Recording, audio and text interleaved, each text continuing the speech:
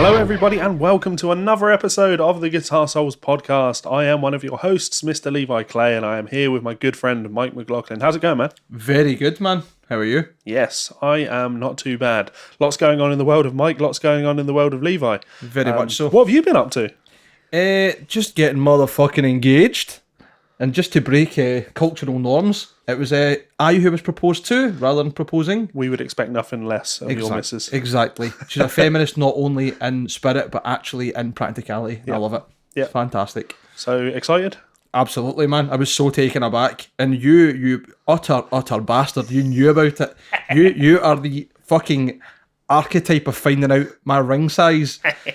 So, Levi conned me into believing there was some potential fucking endorsement where we would get jewellery to model for a company. And he made it so fucking believable that we measured our fucking fingers. And then he sent that to Nancy about, 9 months ago? Yeah. You bad bastard. So rather than telling Levi, I can't believe I'm so excited, I just messaged him saying, you utter bastard. And he's like, what are you talking about? And I'm like, no, you utter bastard. And he's like, no, what? We can do this all day. Was your exact statement. And then you sent me a screenshot of the question mark that you'd sent me, enlarged. So Levi was in on it. I think just about everybody but me was in on it. By the sounds of things, every time I tell people, they're like, oh, I knew. Yeah. I knew. Well, of course. Why wouldn't people know? I mean, because I thought I would have found out. Here's me thinking I might eat the ground. Oh yeah, one of your pals was going to say something. No, not even like that. Just I would just even see the signs of it. Yeah. No. I should have known. Yeah. What about you, man? How's things for you and what's going down in the world of Levi? It's been a stressful month. As I've said in some YouTube videos recently, we are selling our house, which means having to sell a house and buy a new house and trying to get those two things to line up, which is a ball ache. Our house went on the market last Thursday in the evening. Sold already. So we've accepted an offer on our house. And we found somewhere else, and they've accepted an offer that we've made. So we'll see if we can get those two things to line up. I'm devastated and excited at the same time. Devastated because you got my neighbour. Yeah. You know how long it has taken for me to get the studio to look like this. Yes. I can go back to like 2 years ago and watch my YouTube videos around that time, and you can see the first videos I filmed in here, I'd done nothing. I hadn't even put my amps out. Like, there was rubbish all in the background. Because at the time, it wasn't that I didn't care. It's that I would see that in the background of my videos and it didn't trigger me in any way. I didn't look at it and go, that's really stupid. That's really unprofessional. Whereas I've learnt that now. So I'm going to have to go through all that again. I've got That's exciting, though. You get to build a wee studio. Yeah, but I need to also be able to make YouTube videos in the meantime. So, we'll see. Maybe green screen. Maybe that's the solution. You won't struggle. You'll be fine. I would definitely struggle. No, you won't. Fuck off. But I'll make the best. So yeah, it's pros and cons. We're super excited about it, and as Mike alluded to there, I'm going to live within walking distance of Mike. So yeah, that's the plan at the moment, anyway. Yeah, who knows? Maybe maybe you'll get even more podcasts from us. Sorry. Just every couple of days, just sat in my studio. Us talking bollocks for half an hour. We're so sorry. Just any time we hang out, we'll just record it. We'd probably end up in jail. Yeah, probably. Yeah. Anyway, yeah, so episode 35, we've got a ton of stuff to talk about today. Genuinely do, yeah. I am going to make another announcement. Oh. You know about this one. We are now, obviously, in the past, we have, of course, always thanked Rev Amplification for the support that they have given us. And yeah, just generally being good people who can mic up with that G3 pedal as a Christmas present, which was awesome of them. My stocking was full, I tell you. Yeah. Yeah, they never. I never got charged for that in the end, so it actually was a gift from them. Jesus, the intention was I reached out. I was like, "Can I buy one for Mike?" And I was told by Derek, "Yeah, sure, no problem. Be this much, and cool. Give me a shipping address." And I was like, "Cool. Where do you want me to send the money?" And he was like, "Oh, we'll sort it out later." And I kept going, "Where do you want the money?" And he's like, we'll sort it out later. It's never happened. So that's what I'm doing for you. Because guys. they're good people, super good people. We like Rev. Obviously, I've got the amp. I'm dying to get the D20. Absolutely dying to get the D20. But with the new house purchase, that's been pushed back a little bit. All in good time, my man. Yeah. I know. I really would love to hear the torpedo on it. Like it's just you get plenty cabs. Amps out there with cab emulation, but to embed a 2 notes in it, Jesus. Yeah, crazy. So I will be getting one of them. It will happen. It will just be a while. But on top of that, we've now also partnered up with Ormsby Guitars. Ormsby Guitars. Fucking excited about that one. Yeah, and as you can see, we've got a couple here and here. There might be a couple more of them soon. There might be on their way here already. You never know. Now, you've been playing Ormsby Guitars for how long now? 2 years. 2 years. Last month, I think, was the anniversary. And before that, you were constantly talking about playing them? Yes, I have been obsessed with the brand for years, as anybody who's listened to the podcast probably knows, because I make a point of talking about them all the time, subconsciously. Yeah, so it's very exciting for us, which is great. I'm going to do the typical Levi thing here and say I fucking hate him. No, I'm going to do the typical Levi thing here and say that I think being upfront and telling people honestly how you feel about things is really important. And then I'm not immediately going to go, I love them, they're the best guitars I've ever played, because that's not the point. As you can see when you look around my studio, I have some really nice guitars. I've got tons of nice guitars over the years. I've played a lot of nice guitars, and I'm very much of the opinion still that I will play the gear that I like. I'll play the gear that I enjoy. Amen. I have working relationships with like Vigier and Mayonnaise, which is lovely. The fact that I'm willing to play in Ormsby when I could have a Mayonnaise, Speaks volumes. Yeah, like I like the gear. Well, the first time I played your Hype Machine, super cool. Liked it. I always like the look of those guitars. But then when the Goliath showed up, unbelievably impressed with how good that guitar is. Oh, yes. Super lightweight, and and funnily enough, despite the fact that it's only now I've got some sort of relationship with Ormsby, however small, my most watched video on YouTube is a video of me playing an Ormsby. So that red one. I'm so shit at this. What the fuck am I doing? Yeah, this one. It's awkward, isn't it? Ta-da! I borrowed that from you. That was on a whim, wasn't it? Do you remember that? Yes. You were like, I hadn't planned it. You were just over, and I was like, can I just need to make a YouTube video this week. Can you... I think you were actually talking about doing that for a wee while, and you were just like, can I just borrow that to do it? I'm like, yeah, it was very much a throwaway, just like, I need some YouTube content kind of thing. And yeah, that video, so there's like 160,000 views on that now. So. And it's still going. Every week you're like, this is getting more popular again. Yeah, I don't understand why the people love this video so much. Because people are curious, they want to know. And you're a good source of information, so...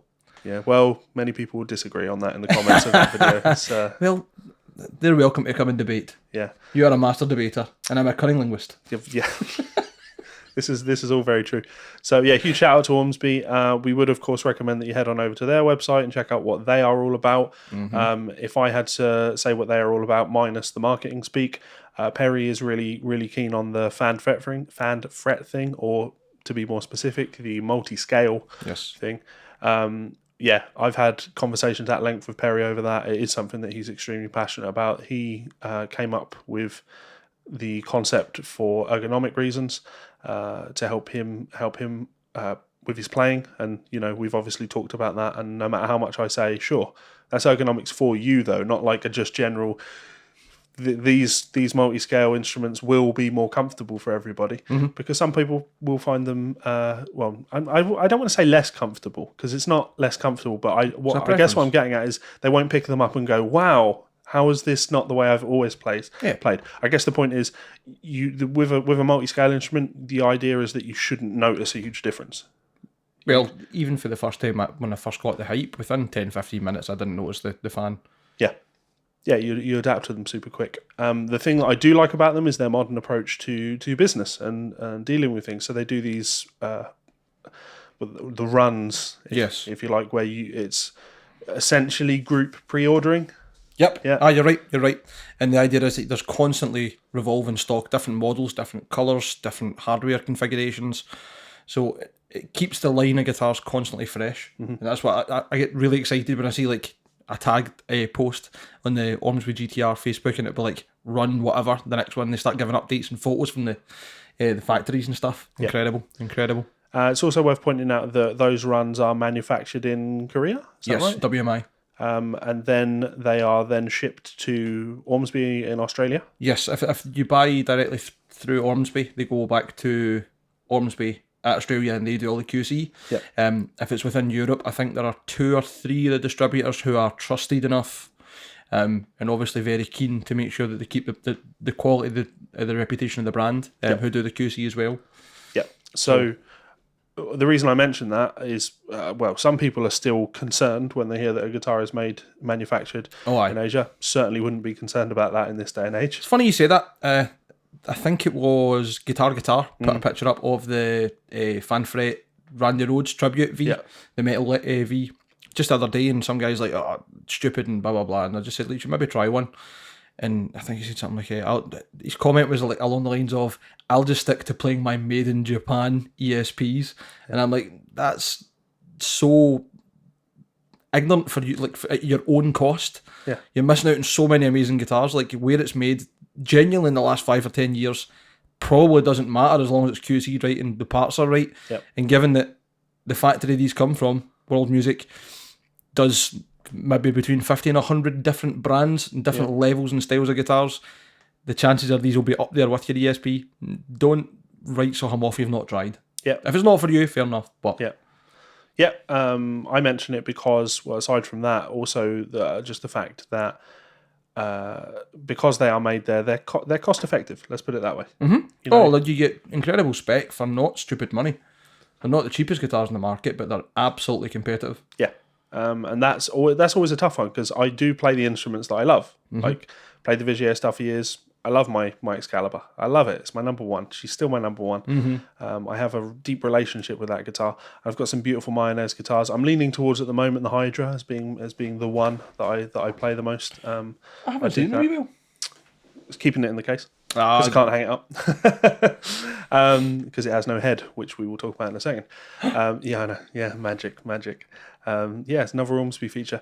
But of course, my Telecaster. It's just a Mexican Telecaster. I love it. And I play this probably more than any of my guitars, despite the fact it's probably my cheapest guitar, because it just feels right. It's just got the mojo, hasn't it? It's very difficult when you're talking to people and they're like, what would you recommend buying?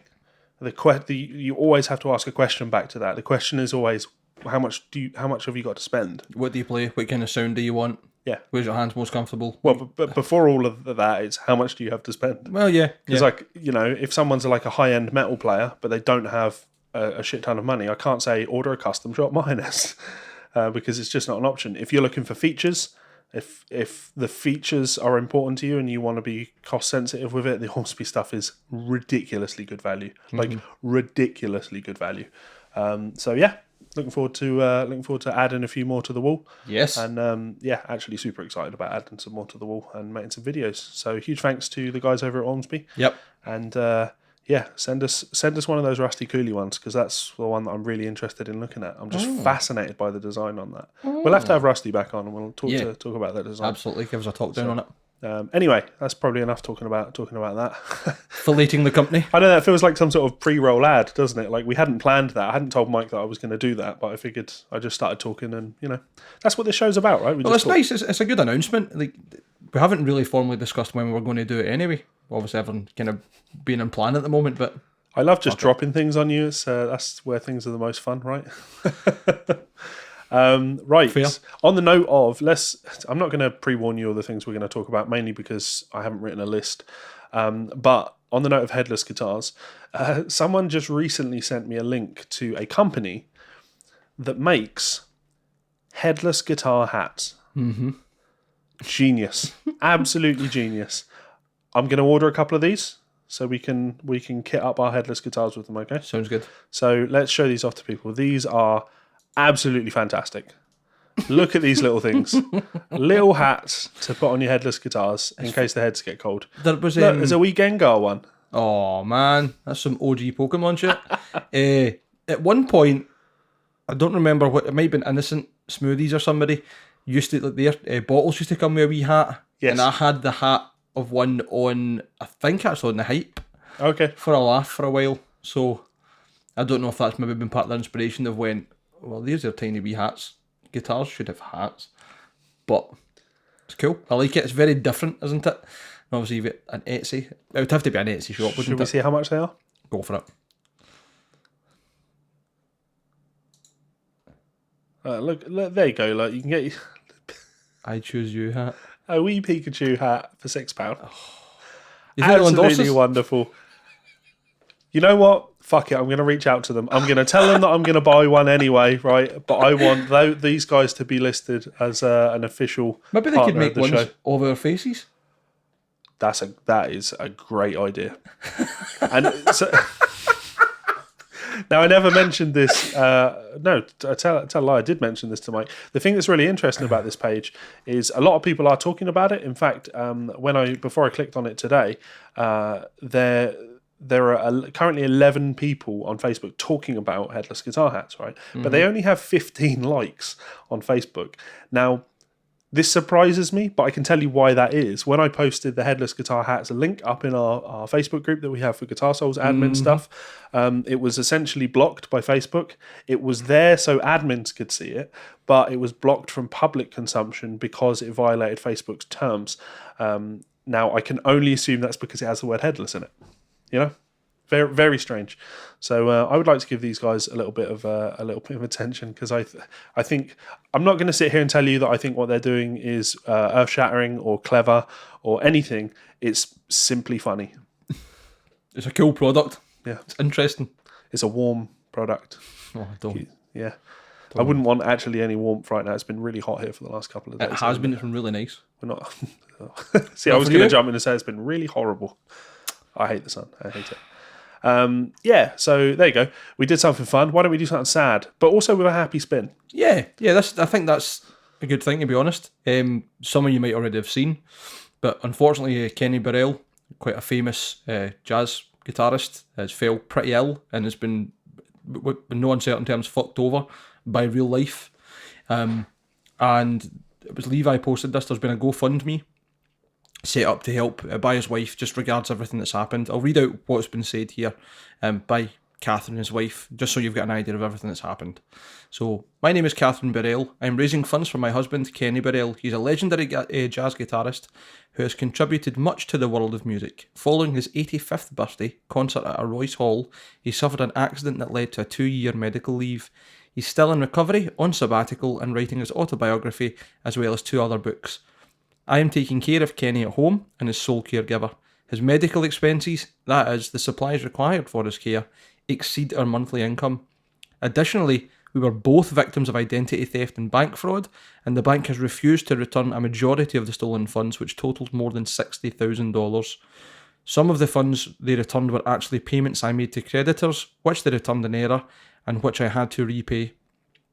In the process of mismanaging our claim, the bank returned payments I made to creditors as far back as 9 months, seriously impacting our credit scores. We no longer qualify to rent an apartment, open lines of credit and or loans. Can I just pause to say that is fucking frightening? You no longer qualify to rent. Sorry, you've had problems paying things in the past, therefore you should be homeless. Fuck me, man. That is dark. I'm going to jump off on that one as well, actually. That's just in general is quite a scary... that's where I feel where we're heading, and again, this will be more fuel to throw onto the Levi's right wing thing. But we are moving into that territory now where banks have that sort of control on people. I don't know the name of the guy because it's not something that I care about. I just remember seeing it and going, "This is a sign of the dangers to come." But maybe a previous owner, someone associated with the Proud Boys in the US, essentially had all of his bank accounts closed because of his affiliation with the Proud Boys. And it's we're now finding ourselves in this situation where credit card companies and banks, they're like, cool, you don't agree with the company's stance on politics, we're not going to provide any financial services for you. I mean, to a degree, I think that's okay that private companies can refuse custom, but not to the point where it then puts that person in real incredible danger of being homeless, credit rating destroyed, maybe lose their job. Not being able to feed yourself. Exactly. That's just a total... You'd have to deal in cash, and only cash. Which is just... It looks dodgy as it is. Yeah, on the one hand, there's like the private company aspect of that, but on the other hand, there's like, when does a private company provide so much of an integral service to your day-to-day life that it becomes a right? And I feel that like having access to being able to receive and send money to people, you know, the thing that you use to pay your fucking rent, is an integral one of that. Like, Yeah, you're right. These are the people that provide you with your mortgages. Mm-hmm. If they just turn around like, when we're gonna, the mortgage is no longer valid, we're not doing business with you. Yeah. Like, that's terrifying. Yep, that's fucking frightening. I'm also, to add to just what you're saying, actually, you're talking about the banks themselves just being able to turn their back on you and you being totally destitute in that respect. If banks can be seen as too big to fail, then there should be safeguards for everybody, not the banks. Mm-hmm. So, really, I don't know if there is legislation, I doubt it very much, but there certainly should be something there to say that you can't just leave a person. It's like, not quite the same, but the same idea as what happened with Shamima Begum when she had her, what do you call it? Or is it not our residency for the UK, or A visa? aye, they're not even like a visa. I can't think of the word. My brain is not working. When she was basically told she's no longer a British citizen, or citizenship, that's it. Okay, all right. Like, you're leaving someone in a very dangerous position. They're not. How do you get out of that? Yeah. Like, closing someone's bank accounts would be not quite the same, but certainly not far off. You're just cool. You deal with it. Yeah. Here's the systems that you've known in place that everybody follows for years and years and years. That we put our trust in. Yep, have just been flipped upside down, and you're no longer part of it. Yep. Fuck that. That sounds scary. Because of your either religious beliefs or your political ideology or anything like that. Like, there's too much of a split in the world where it's like, you are wrong, think. Gonna play devil's advocate here. Go on. Since we don't know all the facts, obviously we're just talking. What if there is some dodgy financial aspect to it, and that's why his accounts are closed? That's is more than fair.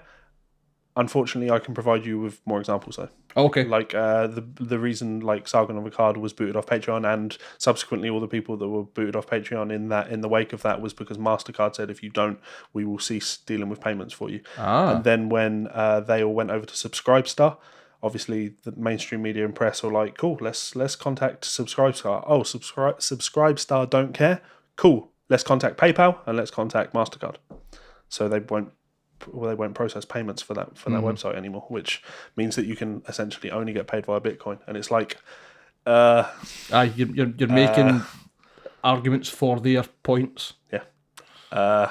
Dangerous one. I also saw, now this isn't related to money in the slightest, this one just absolutely fucking horrified me. I saw on BBC just yesterday that they were running somewhere in West London, they were running facial recognition cameras on the street to essentially pick up people that were wanted, right? And so it was just scanning the faces of everybody that was walking by. Now one guy was like, well, I don't want my face scanned, so he walked past with his face covered. He got collared by the police for it, and forced to have his photo taken, and received a £90 fine for trying to cover his face. That's wrong, think. Yeah, you just look at that and you're like, what is happening? Like, with all of these things, with the financial things and with things like that, it's like, cool, I absolutely want to be safe from things like this. I want to be safe from fundamentalists, be it religious or political. I want to be safe from dangerous people, but never at the expense of my freedom. Absolutely, no. And I want to be able to walk down the street and cover my face, if I so choose. That's fucked. Yeah, so I think we're off on a tangent, but we've gone off on a massive tangent there. But yeah, sorry, carry on. Sorry, my apologies. But the point is, banks have fucked him over, and they are accountable to nobody. Yep. Doesn't matter. Cool. What are you gonna do? Pretty much. Like, what you gonna do? What you gonna do? What you gonna do when the bank comes for you? Die, starve. Probably. You get fucked over. Yeah. So not only have they not helped Kenny get his his money back for everything that he's been through, they also cost him and his wife the security of their own actual credit scores and ability for other things, which is fucking frightening. I'm a pensioner. Pensioners. Exactly. And with what seems like blatant disregard. Sorry.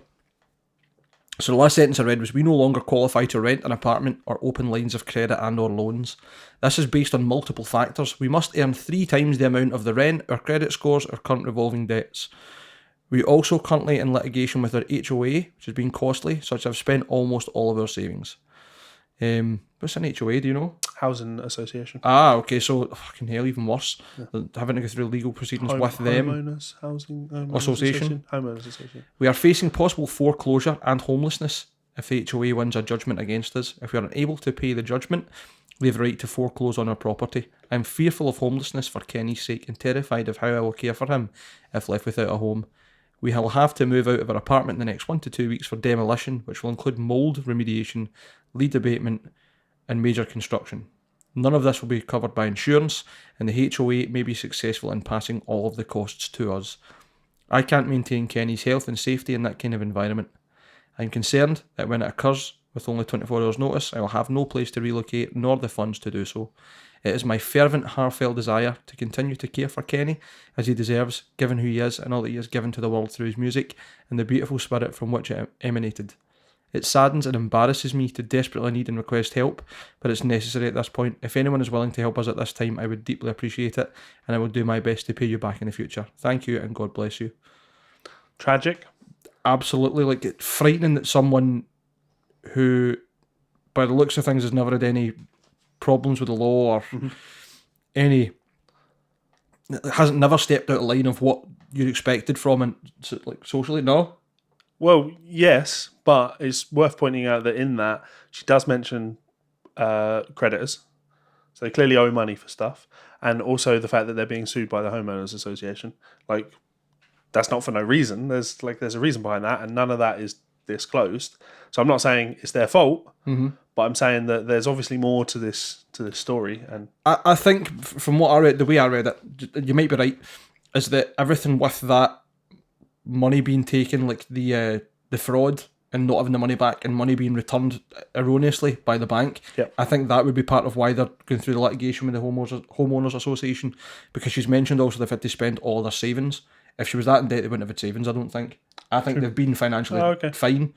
Yeah. And when this is all struck at the same time, and then the bank have mismanaged it and taken payments back they shouldn't have, it's all just went down the route of everything's fucked. Like, everything's completely up in the air. Well, when this got announced, it's a shame we couldn't do a podcast right away, because we could have speculated on if we thought this would be a success or not. They're after $100,000, which is a lot of money. But I was relatively confident that they would achieve that goal, because you're not obviously entrenched in the jazz world. No, I'm not at all. But I am, of course. So, like, to me, I see that, I'm like, it's Kenny Burrell. Like, he's one of the big guys of the history of jazz guitar. He's one of the important names. One of the easily in the top 10 most influential jazz guitar players of all time. So, I was confident it would do well, and it did. Thankfully, it did. It's currently, like I say, the goal was $100,000, and they're currently at $172,000. So hopefully this fixes a lot of problems for them.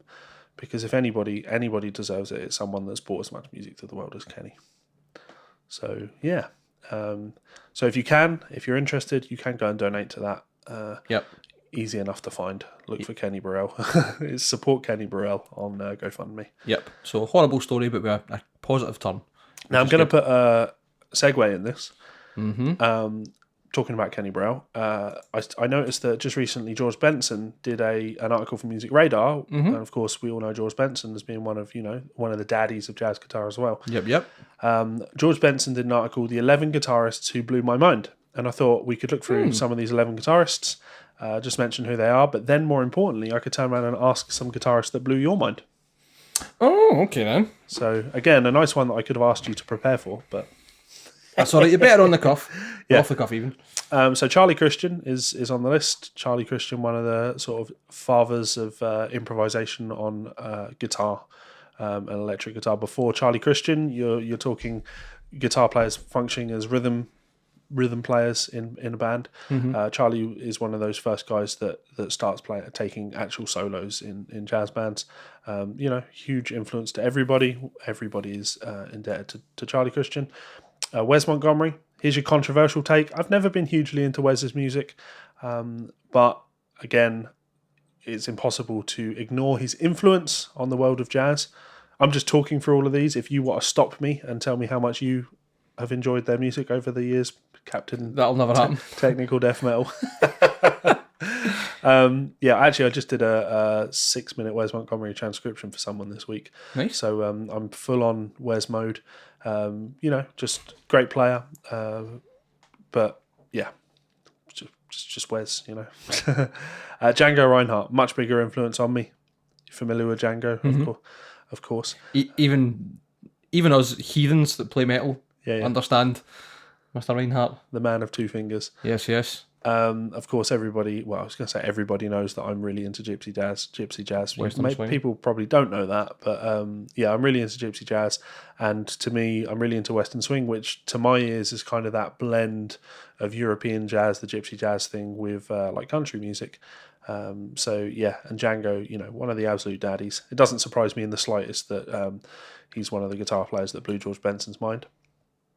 Andreas Segovia, classical guitar player. Yep. Outrageous. I never drew influence from classical guitar players, to be completely honest with you.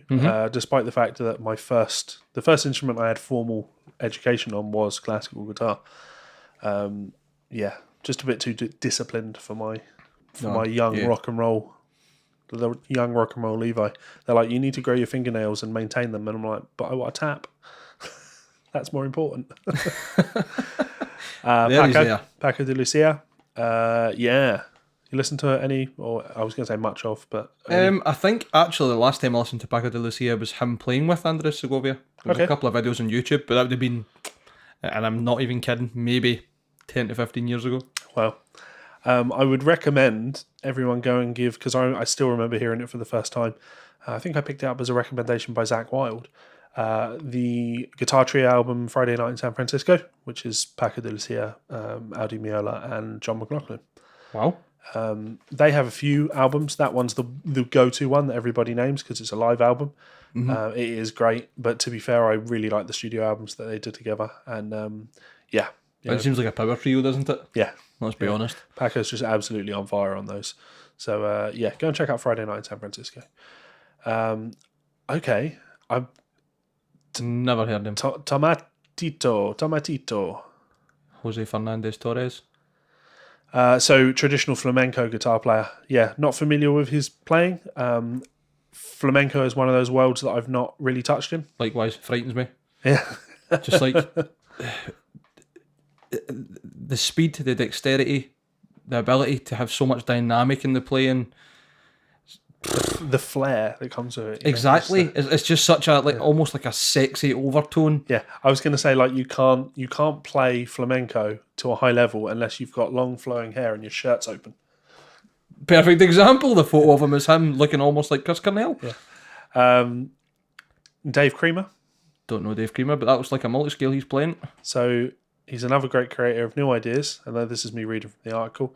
Totally new approach to guitar. It will catch on in the next 20 years because that's how far behind him we are. Met him over 30 years ago. So I'm not familiar with his playing, and I can only assume that means that he's what you describe as like a local legend. Could be, yeah. And the way I think of guys like Scotty Anderson, just a local legend. I think you should click that video and leave it pending, and we'll watch it later. I can't actually do that. I can do that. I can. Okay, yeah. Stab it.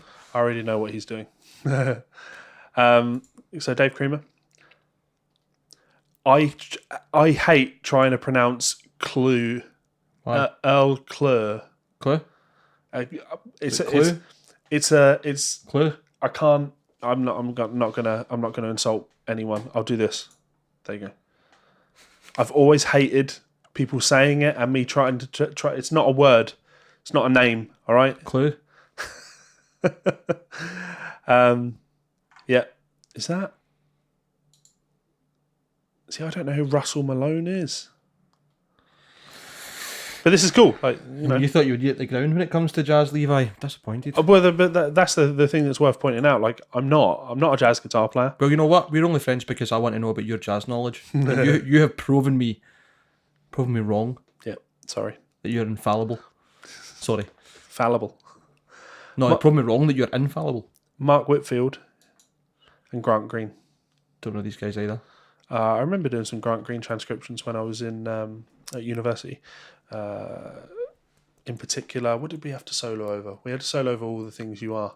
I used to get a lot of shit from my teachers at university because... I can only wonder why. Well, no, like, there were times where I remember I had to go away for a week. So I missed classes for a week because I went to Germany for Frankfurt for the music messe.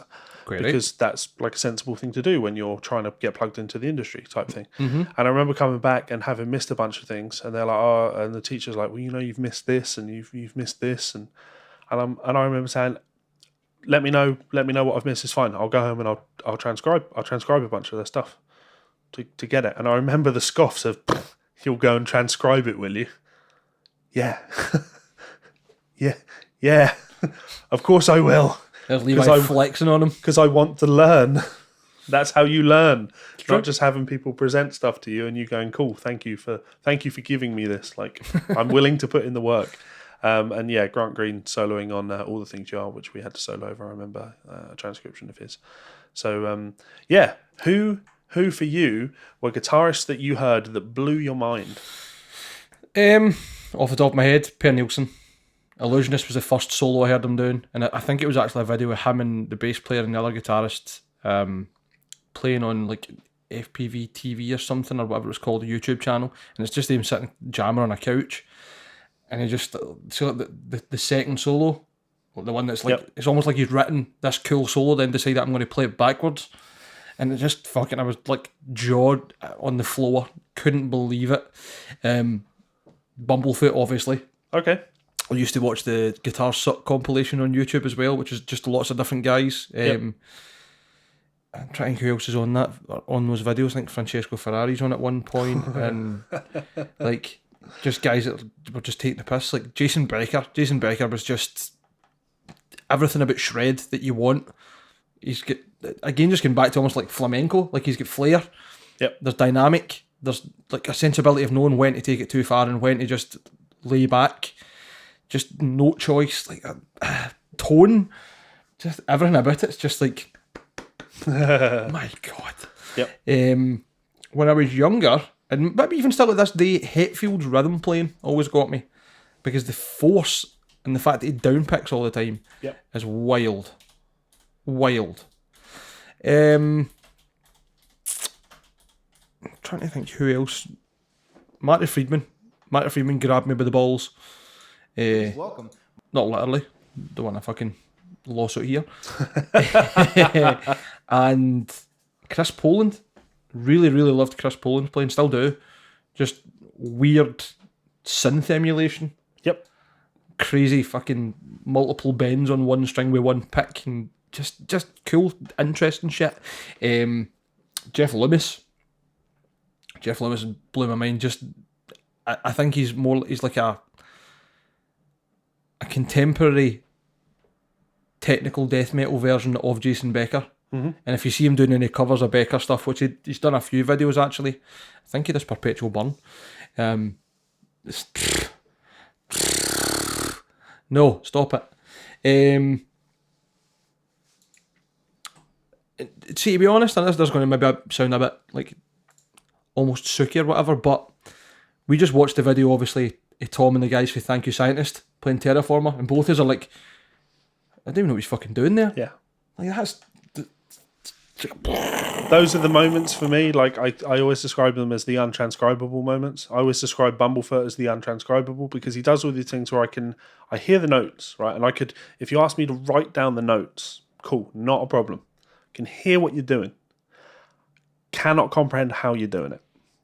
And Bumblefoot does it all the time. And the verse in Terraformer, like, I can watch videos of Tom doing it, and I still don't understand how what I'm seeing results in what you're playing. Oh, because like his hand's just not moving, but there's about 7 or 8 different notes very clearly coming through. Yeah. Some of which are natural, I'm assuming natural harmonics. Yeah. It's just like... So I'm going to do a video with Tom on that, breaking down what the hell that is, because it's silly. Just super cool, yeah. Silly. So that's, I mean, I enjoyed that. It was quite a list of guitar players. There's probably way more. Like I could just keep rhyming them off, Yeah. but I'd probably end up rhyming off like every guitarist that I've ever liked.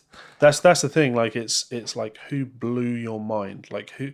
Because I want to say guys like Michael Romeo. Yep. But I don't know if there was ever a moment where it was like mind blowing how good he was.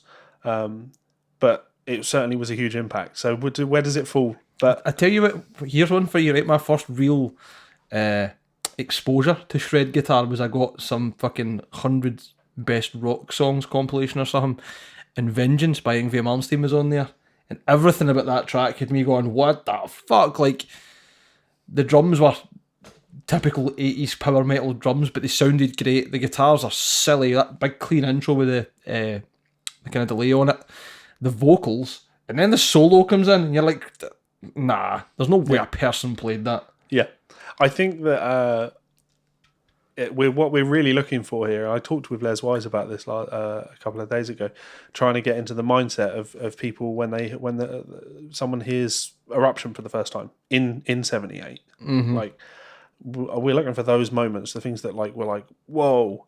And yeah, I guess the first time you hear Malmsteen, I remember the first time I heard like Paul Gilbert on the second Racer X album, Second Heat. Like, oh, what an album, just man! the intro to that, it's just like, what are you doing? Like, oh man, this is insanity. But cool. Or like the solo on Street Lethal. The first time I heard that, I was just like, what are you doing? You absolute monster. I love a Hammer Away. That's my favourite track. Yeah. But yeah, if I have to think of guys that blew my mind, I've got a video up that I'll play a clip of because it's live. Martin Taylor, a local, local-ish. From this area, that's right. But it was a lot of guys like that, like Joe Pass. I'm going to do a video on Hero Worship on Joe Pass, talking about how big an influence Joe Pass was on me. Here's one, a guy that blew my mind, that not necessarily just about guitar. Jacob Collier. Yeah. Like, Well, he blows everyone's mind. I know. Yeah. Honestly, it's the same experience as you. Like, it could just be a list as long as my damn arm of people that just like I couldn't believe what I was seeing when I saw it. Like the first time I heard Brent Mason play on the song "Pick It Apart," like it's just like, what? How are you doing this? You freak of nature. My first exposure. Brett Garsett, playing on, is it T-Bone? Hey T-Bone, yeah, Brent's playing. Yep. And seeing him, because he doesn't do any sweeping or anything like that, it's fingerstyle. So when he does his sweeps, it's literally pick, finger, finger, finger, and then comes back down. And he's using the individual fingers to... Outrageous, it's just ridiculous. That blew me away. I remember hearing, like, the first time I heard Zach Wilde play, like, a shred solo, probably would have been Stillborn by Black Label Society. Just being like, what is this? This is so fucking cool. These are all things that kind of blew me away. I should have prepared myself a little bit more, but I didn't know that I was going to be doing this. I'm looking down there. It's good being off the cuff, because you're actually genuinely thinking about who blew your mind, and then somebody else come in, you're like, oh, Jesus, remember that? The first time I heard Buster B. Jones, who's like a Jerry Reed style fingerstyle player, there's a video on YouTube. How do you remember his name? Because it's not as if he's got it across the fretboard or anything. Yeah. If you look up Buster B. Jones, there's like a 30-minute documentary on it. It opens up with a song called Guitarville, and he plays it about 70% faster than it is on the record, and it's already fast on the record. It's ridiculous. Anyway, chuck your headphones on. Yes, let's do it. So I'm just going to throw on a wee Martin Taylor clip, because why not? Martin Taylor. This is Martin Taylor playing... What you hear sometimes with any instrumentalist that has been inspired really by other instruments, it's not necessarily so obvious. So my influences were mostly piano players. So that's why when I'm playing, it's really like the left hand and right hand of the piano. So I'll have maybe a line on the top, and then I've got these other things going on. So it's not like chord melody guitar playing. This is linear playing. So I have lots of different lines all going on. So I'm playing it mentally. It's like a piano player would approach it. So that's the guitar player that was a master of that, of course, was great George Van Epps. So piano players were my influence, and one of those piano players was Art Tatum, who I just was. First time I heard him, when I was a little kid, my dad used to play his records, and just used to make me laugh. On a side note, what a beautiful guitar in his playing. Yeah. So I'll play something, a little tribute to Art Tatum. That is, I'm going to play some stride. Wow, excellent. Stride guitar. It is I Got Rhythm.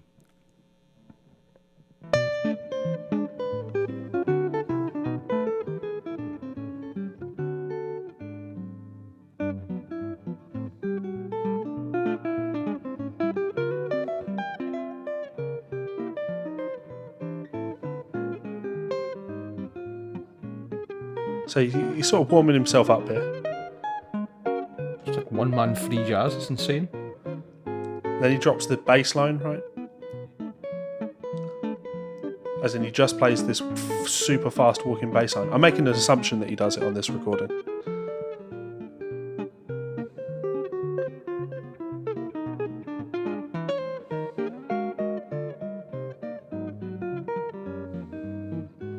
Doesn't even need to look at his hand.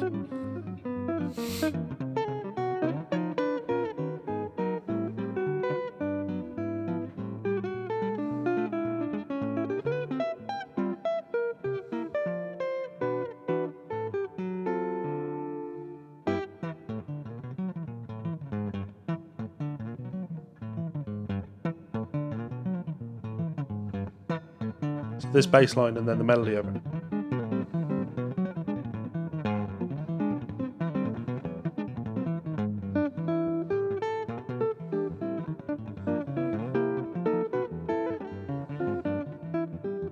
Aye, fuck off.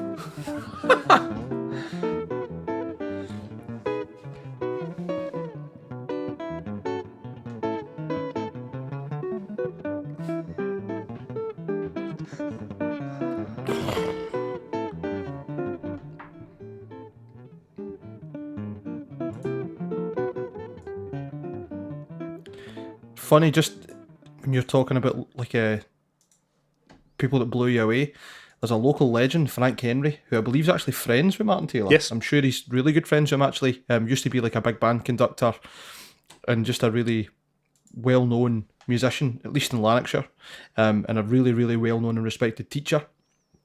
I remember when my first experiences with him was he was just this big, I don't want to say like authoritative, but like jolly, but clearly serious guy. When I worked in Magnum Sound for the first time, maybe 14 or 15, he would come in, he was just full of life and character, but see anything to do with guitar. Like I've never met a man with an ear like this. He used to turn his back and ask you to play a chord, and you play anything you wanted, tell you exactly what it is, where you'd fingered it, and he'd tell you what you'd done wrong. Like I remember him doing it with somebody, and somebody played something and went, "You've tried to play this, but you've actually not fretted it right. Here's where your hand is." And like, just people having that level of understanding. Yeah, yeah. Frightening. There's guys out there that are just freaks of nature. Another guy that I was trying to remember other like kind of guitarists that blew my mind. The first time I ever watched Cardiology by Daniel Guitardo. Fucking hell, man. Yeah. I mean, that's like, it's not as if there's anything in that's alien to you, but... Yep. I know. He's a ridiculous player. Ridiculous player. He is a ridiculous player. I just figured, fuck it, I'll just pull up the Buster B. Jones thing because it gives us something else to react to. Oh, we need to talk about that Reacts video that I'm sure Kieran sent you. The guy reacting to Dark Side of the Moon. Has Kieran not said? Oh, mate. Yeah, okay. I'm really into this sort of playing, this style, country finger style. I remember you learning this.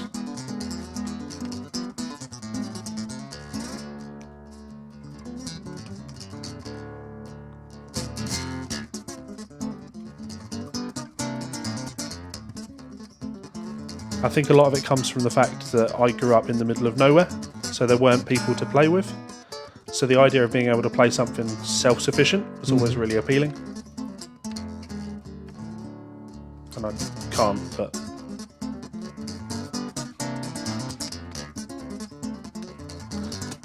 I would love to get a Buster B. Jones fretboard. Perry, you heard the man.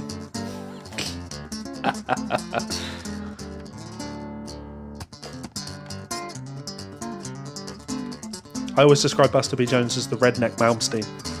Get him shirt open, jewellery on display. I don't like no fucking donuts.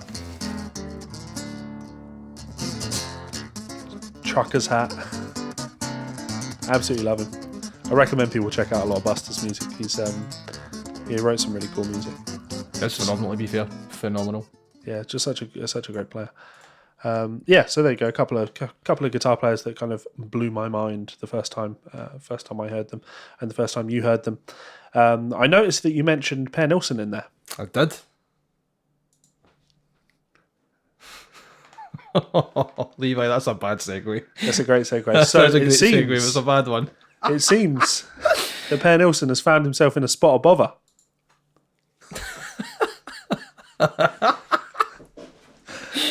Obviously, this is not Per Nilsson, but No, it's not John Gallagher for Dying Fetus either. Or as Dave Mint on could my well Facebook be. put it, Could Dying well Fetus. be. 3 men arrested in Lamb of God guitar theft case. What did you describe them as? Dying Cletus, yeah? No, somebody else had said that I saw it on Facebook. I think it was David Mint, a guy I've got on Facebook for America, called him Dying Cletus. That's fucking top tier. I can't see anything but Per Nilsson when I look at him now. Oh, man. Absolutely fantastic. Justin Peterson, I think his name is. By the way, that's not far off Per Nilsson. That could be quite a good pseudonym. What? Like an alias. The guy's name is Justin Peterson. I see. That's terrifying. This man is 34. One of them's called William Widener. Wally Widener. Damn, son. That tickled you, did it, son? It did I. I'm easy amused. So, I figured Per probably has enough guitars. He probably doesn't need to be robbing more from Lamb of God. But turns out meth does funny things to people, right? Yeah. Hell of a drug. From what I've been told, yeah. Can't say I've tried it myself. Yeah. So let's make reference to this this new Friedman Mike No Mo guitar amp cab simulation box. Yeah. I thought this was interesting purely based on the price. So this is the Friedman Mike No Mo guitar amp cab simulation box, an analog solution designed to go between the amp and the speaker. So that's going to allow you to stick this between your amp and your speaker, and you'll have an output that you'll be able to get run to a computer, I assume, or to mixing desk in front of the house or whatever else. Yeah, exactly. Whatever you want to do with it. Neither of us were massively enthused about this, but as you said, it was the price that kind of got us, wasn't it? Yeah. I mean, so it's a cab simulation box. Yep. You've got basically two modes: axis center and axis edge, which will obviously be like a voicing. It's essentially acting as a load box, though, right? More or less. It's kind of like a if it's between the two of your amp and your speaker. But you can't use it for attenuating, so it's basically just a DI box. Yeah. Well, not just a DI box, sorry, that makes it sound really ignorant and sure. Dismissive. It's like a DI box but with cab sim. Well, it's also $100, which I know. For something that says Friedman on it, cool. I'm sure it will work great. I don't know if for what I've just read there, it's based on the same cab simulation you get on the Runt. Okay. So essentially they've done the same idea as what I think Hughes and Kettner do as well. They've got like their own red box cab emulator XLR out on the amps, but you can buy them separate as well. Same idea. So here it says it's important to note that Mike Nomo isn't a load box. Aye. However, so guitarists will need to use this one with a cab at all times. Yes. Yeah, I was going to say, like so to think it's not plugged in, it's going between your amp and your cab. Correct. And what a load box is doing is, like, as you guys know, you can't turn your amplifier on without it being plugged into a cab because it will overload. Mm-hmm. A load box is taking that all the heat and energy and that's the amp is trying to output and dispersing that energy. That's why load box, like the torpedo that I've got there, it'll get hot. Mm-hmm.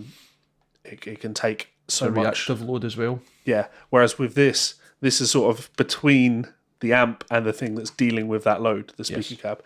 So yeah, not quite a load box, but how do I put this? Like, if you're looking for a good solution for a front of house or some sort of basic recording into your equipment, or even like a different voicing from you miking up a cab at $99, sorry, it's worth a punt. Well, if you've got a head, you've probably got a cab. I'd hope so. Yeah. So this is something that will go between those two things. Like this. Yes. Having said that, I don't assume it's not gonna. It's actually. So I'm making the assumption then that, whenever you're using this, your cabinet is still going to be making noise. Absolutely. Yep. And it'll be affected by your master volume too. Yeah, which is a little bit of a flaw to me. in this as a product. Because if your goal is to get this so you can use it to help record your amp, and in the same way that I can use my my 2 Notes Torpedo Live, the beauty of that is that I can crank my amp up to fucking 10 and the amp will really cook. Yeah, because it doesn't fill the room with enough sound to make the walls shake. Whereas if you want to do that with this, you are going to need to crank your amp. So, but I guess if you are, I don't know, live recordings and things, I don't know. I was just impressed with the price. It was a good price. It's going to sound good, probably. I would be very shocked if something that Friedman put out didn't sound great. Now, how about something fun? Oh, good lord. Can we watch it? Yeah, we'll watch it. So I'm sure many of you guys have already seen this. Kirk Hammett, the man of the wah. The annoying thing about this video is it's quite long for the funny moment. Seems odd to me that Kirk Hammett would slip over his wah because I thought his foot was very firmly glued to it. Well, he's wearing his signature Converse that have got the wah built in, so how he fell, I don't know. Is it Heelys on as well? It seems that they are playing in a live setting where it may be wet outside, so it looks like his entire pedal board is covered with a plastic sheet. See that plastic? Yep. Fabulous playing, Kirk. How can somebody that's been playing guitar professionally for 30, 40 years still overbend every time? Go.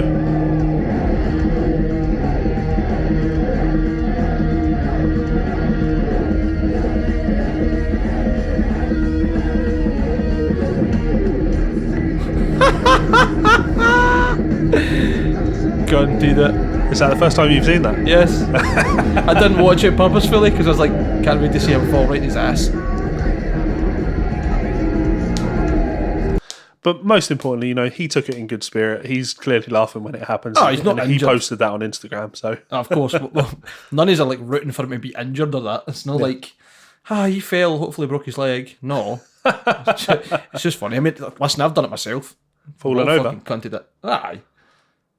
Well, Mate, I get kicked in the face when I was playing in London the other month and the top string came off my Ormsby. By the way, testament to that hardware, I managed to put the string back on and tune it up and played the rest of the gig within a few minutes. Yeah. Like the string got kicked clean out the locking nut. Somebody was crowd surfing and rolled forward and kicked me between the eyes. My face was bruised. Did I send you a photo of it? No. I had a big bruise on my face. And they fucking booted me a belter, but they hit the guitar at the same time. Took the string off. Amazing. I'll find the photo and we'll try and post it in the These Facebook death or metal something. gigs. Just, I know. insane. So we need to make reference to PledgeMusic again. I don't want to cover the story because it's not good. Yeah, we'll do it as quickly as humanly possible because we knew it was coming. Yeah. PledgeMusic leaked emails have revealed that they're in pre-liquidation and fire sales are set to begin. Essentially, they are looking for creditors to take over the company. They have got rid of all of their staff apart from a few key members that are still on board volunteering. And they are also essentially saying to creditors, don't worry, you don't have to pay any of the money back that you owe people. So, yeah. That is fucking shit. Game over. Frightening. And I feel sorry for so many bands who have used the platform and the fans of those bands because as we've seen, we spoke about before, there's people that don't take into consideration this is not the band's fault. You're always going to have that, at least I could have got this, or you could have done this, and this could have happened, and blah, blah, blah. What a lot of shit, man. Like, you can't blame the band for it. Yeah. They've tried to offer something to the fans over and above what they could already give you without that platform. And the platform itself is the one that's fucked everyone over. No one wins except whoever it is that's fucking taking the money. Yep. That was May 3rd when that story went up. I see you've just clicked another story a few days later. On May 8th, PledgeMusic is officially going bankrupt. Co-founder Benji Rogers says, I'm sorry. Why don't you just fucking empty your bank account? Yeah, exactly. Prick. So the company will go into administration at some point this week or early next, which means that any funds received for the assets of Pledge will be distributed to all of the creditors involved. This will include all of the artists who are owed money. But that section is no longer part of the published statement on Medium. The promise may have been removed by attorneys involved in the pre-bankruptcy process. Instead, a more vague but exceedingly apologetic passage remained. So I ask that all of our fans to please understand. I mean, let me point out, PledgeMusic, you don't have any fans. You are purely a service. You have customers. And the customers are the bands. As someone that has funded people on PledgeMusic in the past, I have never been a fan of you. I'm not going, I want to give you my money because you're on PledgeMusic. Anyway, I understand the awful and near impossible situation that this has put the artists that you love and supported in.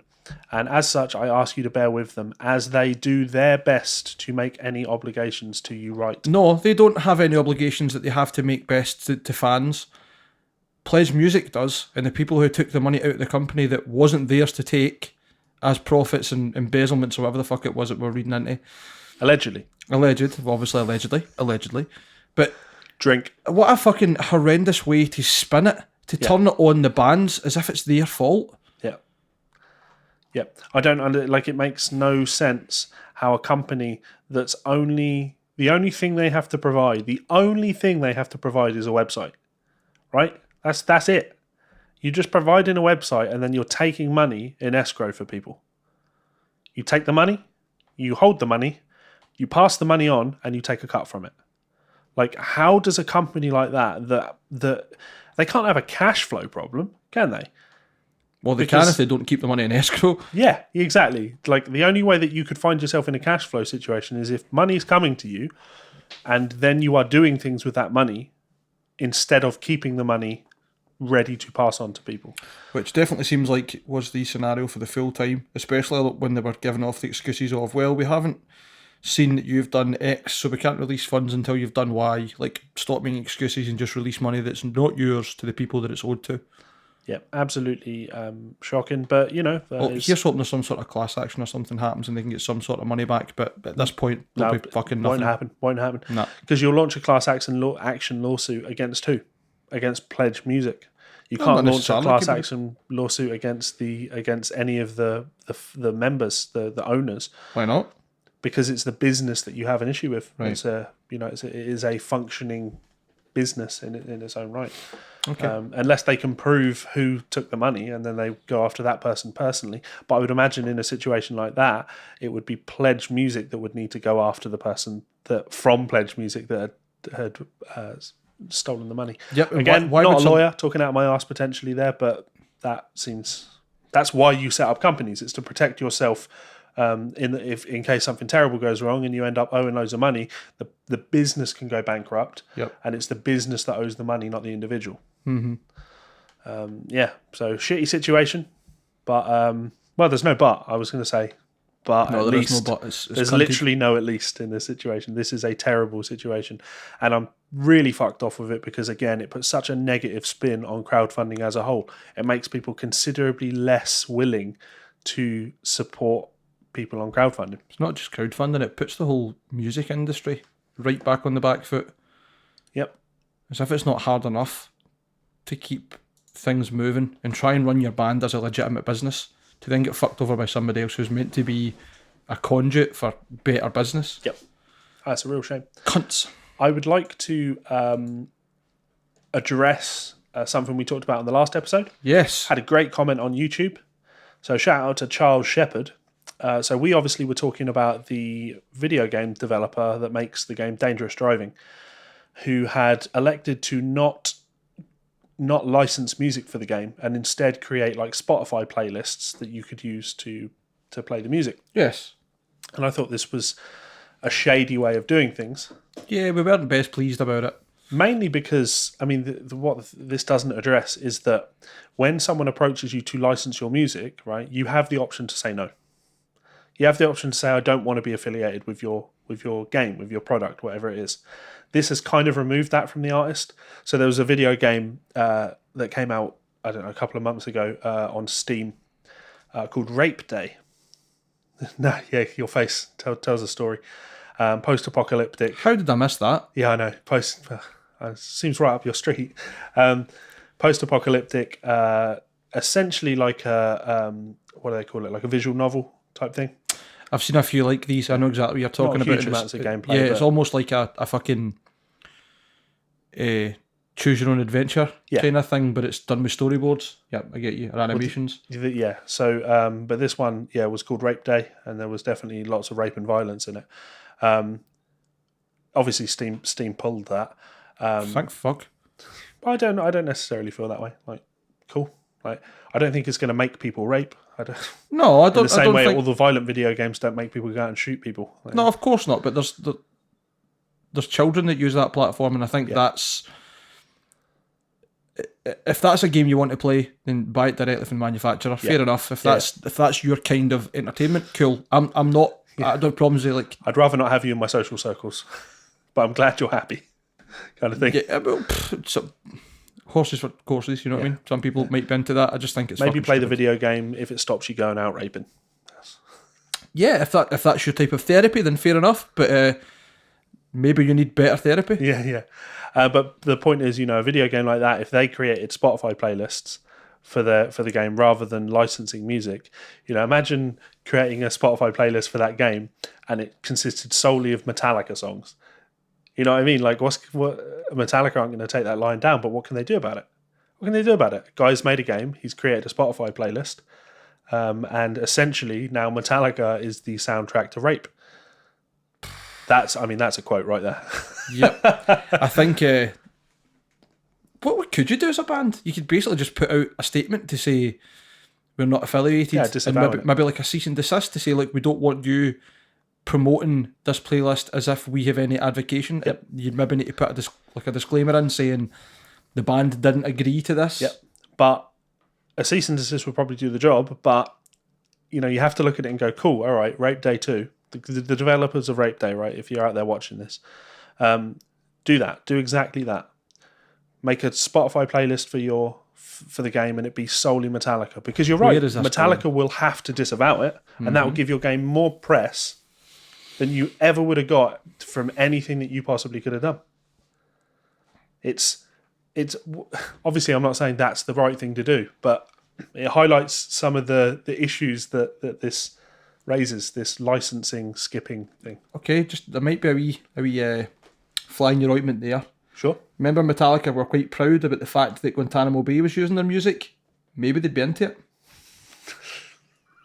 All right, pick another band, another big band. Wait a minute. I'm just going by the information I have. Beyonce. Hit a different market. Yeah. Anyway. Charles gobsmacked. Charles Shepard's comment.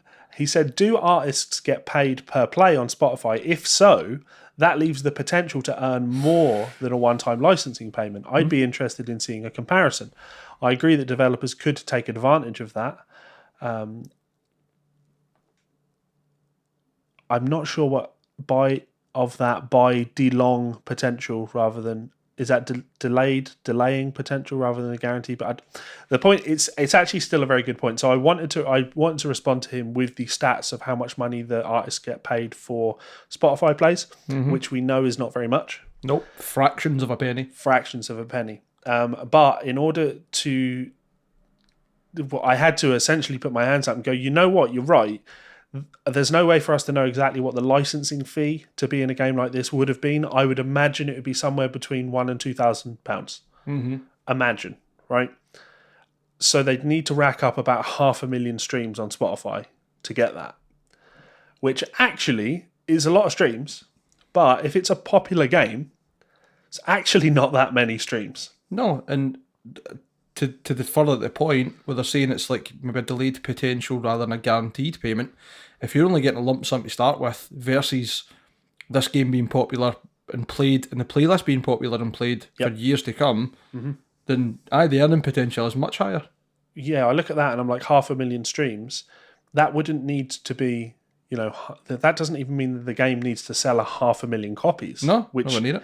Isn't astonishing for a video game to sell that many copies in the slightest. This one, maybe it's a smaller indie title, but if it sells 100,000 copies and the people that play the game do actually stream the music on Spotify and they hear a song 5 times, cool, you're there. So, yeah, you know what, Charles? Very, very interesting argument that you've made there, and there could actually be some validity to it. I have to look at it and ask myself then, when the next GTA game comes out, and we have to say GTA because that's going to be the biggest selling. When the next GTA comes out, it will be the biggest selling video game of all time. It'll have to be. That's how that works. Yeah. Would it be financially more beneficial for them to create Spotify playlists than it would to do things the legitimate licensing way? That would be hard to quantify, but I would think, given the size and the reputation and the sales figures for Grand Theft Auto through Rockstar, whoever's licensing the music is probably getting quite a good bit of money. Yeah. Well, this is where things are interesting, right? So, and we can talk more about like the licensing side of things. Mm-hmm. When you license music for something, the license fee that is charged is always, it's not a flat fee that everyone pays the same. It's for how many people are going to be exposed to it. Yeah. So it's if I wanted to license some music for, I don't know, a great example, doing a cover, right? If I do a cover of a song, I want to license the music and I want to put it out on CD, and I want to physically produce 100 copies of that CD with no digital distribution, just 100 copies of that CD. That license fee will be very different to if I wanted to put it in a new Adidas advert, or, because that's how these things work. I do remember seeing that there was some kerfuffle. I like the word kerfuffle. There was some kerfuffle around Grand Theft Auto 5 because they approached an artist about using his music in the game. He wasn't happy with the fee, so he declined it, and they went and used it anyway. Oh. Yeah, so I'm sure it was a clerical issue more so than anything. I'd like to think so. I don't imagine Rockstar are shady that way. Yeah, it got patched out of the game, and there was an out-of-court settlement. But if memory serves me right, the fee that he was approached and offered was $5,000, which isn't a huge amount of money for Rockstar to have to pay for something like that. But then I guess they are licensing hundreds of songs for a game as big as that. But I don't think that's an excuse for not paying artists what they're due. Well, I guess what I'm getting at is that it's not that they have to pay a lot of money. It's if literally hundreds of artists are going to be licensed in the game, how much... It's not like you are the theme song to the game. It's you are one of many artists that may be heard. Either way, definitely really interesting. I just find the whole thing fascinating because, I have to ask that question. For the next Rockstar game, for the next Grand Theft Auto game, let's say they decide they want to license a Hellcat Molly song. Would I rather they paid me a one-off licensing fee, or would I rather that they had me on Spotify? I don't know. I don't know what would be more beneficial to me. It's really interesting. Yeah, and I think you'd need to consider it based on the size of your band as well. How do you mean? Well, if you're a smaller band and you're offered a big lump sum of money, and you're probably not going to have a lot of people tuning into your song on the playlist or whatever so much because there's so many other options, then you might weigh that up that way. Whereas if you are someone who already has a massive Spotify fan base, you might prefer to go that route because, well, you're just going to get extra plays on top of what you've already got good earnings for. Yeah. And it's also more of a long-term game that way. So if you've got a lot more followers and listeners, unique listeners at that point, then you want to probably capitalise on that and keep that going. The advice I always give to students, because I do a fair amount of mentoring sessions with people, never take the lump sum. Never. No. Never. No. The whole reason you're being offered a lump sum that appears so generous to you at the time is because they know how much money they can make on the back end of things. So if there's the option for a royalty, like I go down to Lick Library on Sunday, I'm gone for a couple of days to film 2 DVDs. I don't get paid anything when I go down there. I'm not going to be paid anything because I know that in the long term the royalty will do more for me than a lump sum payment will up front. Absolutely. So if you can be controlled, and because I know guys that have filmed DVDs for like Lick Library and they've always taken the upfront money, and now 10 years on, they're like, fucking could do with a bit more money. I only got that one bit of money for that, and that's been on sale for 10 years now. Like, kicking myself kind of thing. So I guess based on saying that, I would actually have to hold my hands up and say, Charles Shepherd, you have a great point, and I might actually, if I was approached with that, I might consider. I might consider look at the long term. Really enjoyed that comment. Thank you very much for that, and it demonstrates the fact that we are always reading all the comments and happy to hold our hands up when we are wrong. Because I was expecting to give him the stats on that and say, yeah, but like you'd need to be listened to like 10 million times before it was worth your before it was worth not getting the license fee. And then you can consider that it's a feasible number. Yeah. Right. Jared Threaten, back in the news. Back in the news. This is a bit of a misleading story. Former bandmates win lawsuit against Jared Threaten. It's misleading in the sense that he didn't turn up to court, so it was a default judgment. It's not like he fought his case and he lost. He just didn't even bother turning up. What case is that to fight? Well, I've not read the full details of what their lawsuit entailed, because I don't know how much of a case they will have had, unless they're a breach of contract. Let's have a look. Let's read it out. Just recently, I don't like reading them out because it's not a quote. This is their actual article that someone actually wrote, and I don't want to just steal their article. That's fair enough. Now, shared an update on the matter, revealing they won a lawsuit, who had a role in making the tour work, found in public record. I mean, you could click through. So we're seeing $10,000 plus $250 in court fees. Davis got almost $4,000. Yeah, so the different members got the best part of $15,000 between them. Yeah, so that was a really expensive, really expensive tour for Jared Threaten. He's also, just for anyone interested, he is advertising for new band members. So if you would like to audition, how do you like a potential future court case? Yeah, sign up. Yeah. I mean, look, Joe Prunera was just awarded $10,000 plus $250 in court fees. Like, it was a profitable tour for him. You can get paid a lot of money for this tour. It may be a bit late, but you'll get it. Yeah, hopefully. So I thought I'd just it's worth making mention of that because he's a bit of a jokester. Fuck that guy. And as you read in the comments, the top comment is, why is this clusterfuck so interesting? And because it is. And they've described him at the start of it. Just recently we reported on how Jared Threaten, the biggest business mastermind rock music has seen in recent years. I mean, con man's probably a better way to put it. I mean, like literally con man's and confidence man. Yeah. I was going to actually give them credit and say, you know what, he is the biggest business mastermind rock music has seen in recent years. But business is about profit, right? He also didn't start the Headless Hats company. That is the biggest business mastermind rock music has seen in recent years. He's not a business mastermind because he lost money. Like, the tour cost him a fortune, and now it's ended up costing him even more money. But he's got the biggest balls in business. The publicity that he got from it, good and bad press combined, you couldn't have bought for a fraction of the money it's cost him. Yeah. Not that's necessarily a good business perspective because he's not really got good reputation from it. But if exposure was literally all he was after, by Christ, they got it. Worked a treat. Absolutely. Okay, so to finish up, we've got a couple of Total Guitar magazines to look through. Yes, we have. Thank you, Craig. Craig from Party Cannon. A lovely big pile, and Craig said to me the other day at band practice, listen, I've got a few other episodes you guys don't have. I'll write you a list. And I was like, tell you what, just give me them, and when I'm done, you'll get them back. Yeah. So, big thanks. Yep, appreciate it.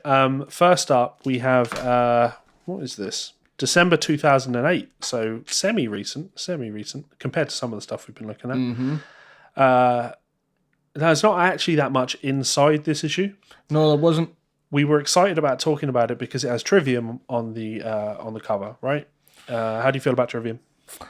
This is just not long after they had been hyped as being the new Metallica and stuff, and that was where I was talking to you about it. I was like, remember everybody was saying that it's the new Metallica, blah, blah, blah, and this and that. I'm going to jump in and say this was a fair bit after they were called the new Metallica. Yeah, that's what I mean, like when Shogun came out, because obviously that was like 3 albums in. Yeah, and they were getting the new Metallica thing when Ascendancy was pre-release. So, and that's what, 2004, maybe 2002. Could have been like that. I remember it. Aye. I did like Trivium. I thought Ascendancy, still think it's a great album. I don't listen to it often very much, to be honest, but I'm pretty sure it was Ascendancy that Matt Heafy wrote and recorded everything, played everything on the album. Or was that Ember to Inferno? Ember to Inferno. No. Corey plays on them. I don't think Matt's ever played everything on it. No, there's one of them. It was just all him. Definitely. I want to dispute that. That doesn't sound right to me. Fair enough. Because he wasn't even he wasn't even the founder of the band, as far as I recall. Yeah, really? He was brought in later. Let's have a look. No, I think you're wrong. I'm sure it was him and Paolo Grigoletto that started the band.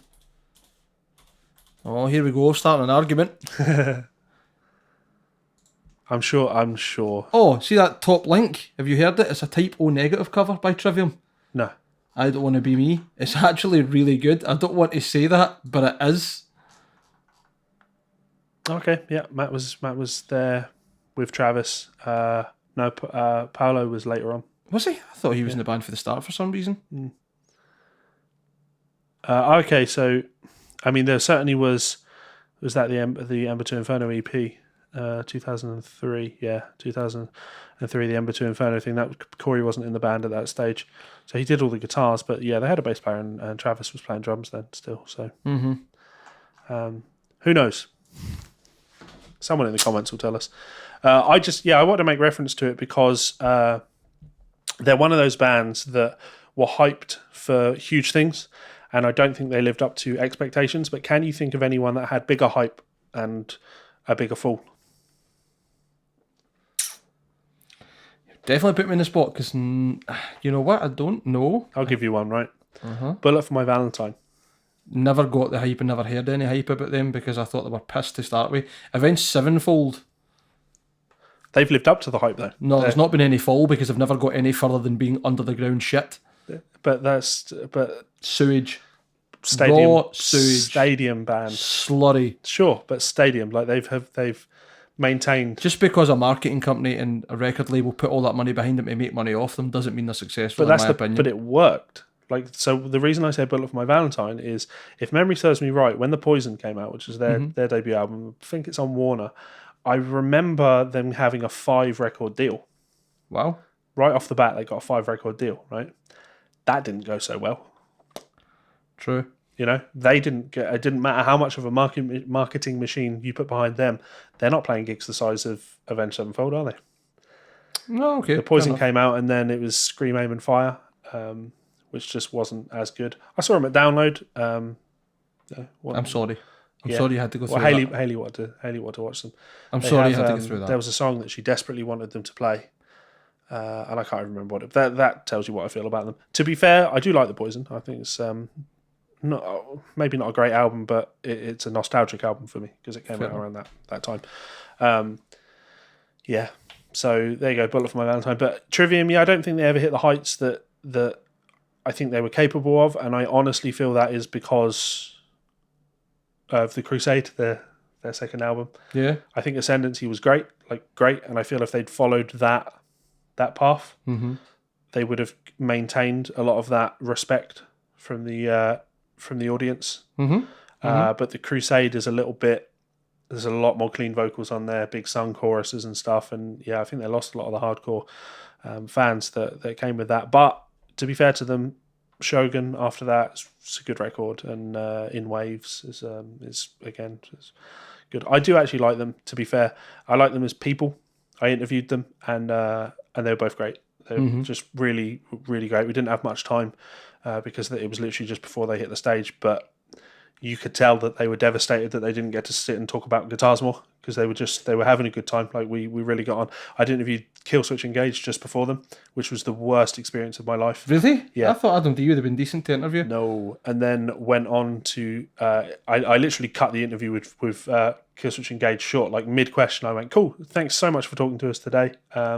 Check them out at their website, and then when I'm Levi Clay, I'll see you next time, kind of thing. I literally just walked out of the interview with my cameraman and my cameraman was like, what are you doing? I went, that was a fucking disaster, and you think we should have wasted any more time in that room talking to those guys? No.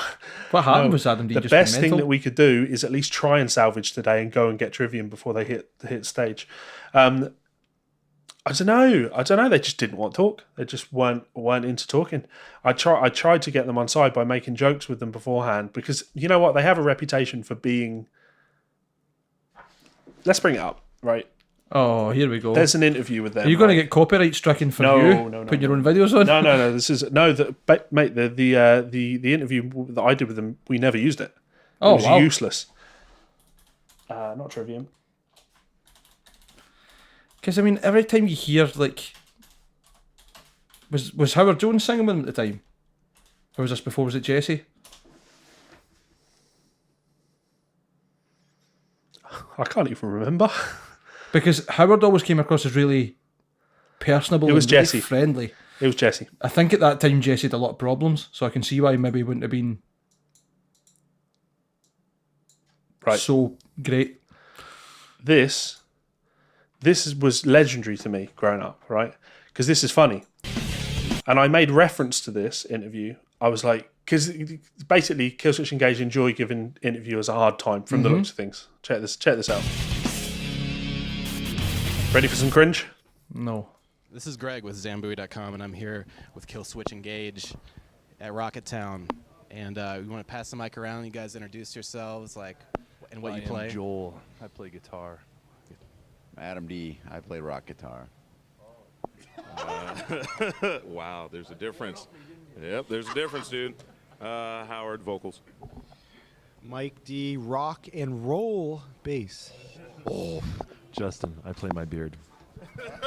A beardist. That's great. Do you want to Where's Rado? These guys want Rado, and I'm not. Ryan, look out enjoying the California weather. Who's freaking Rado? Isn't that dude from MASH? No, Ryan Rado. He's radar. He's one of my partners. Dude, he's awesome. Great guy. He's a partner in what? Management. Sex. A management partner.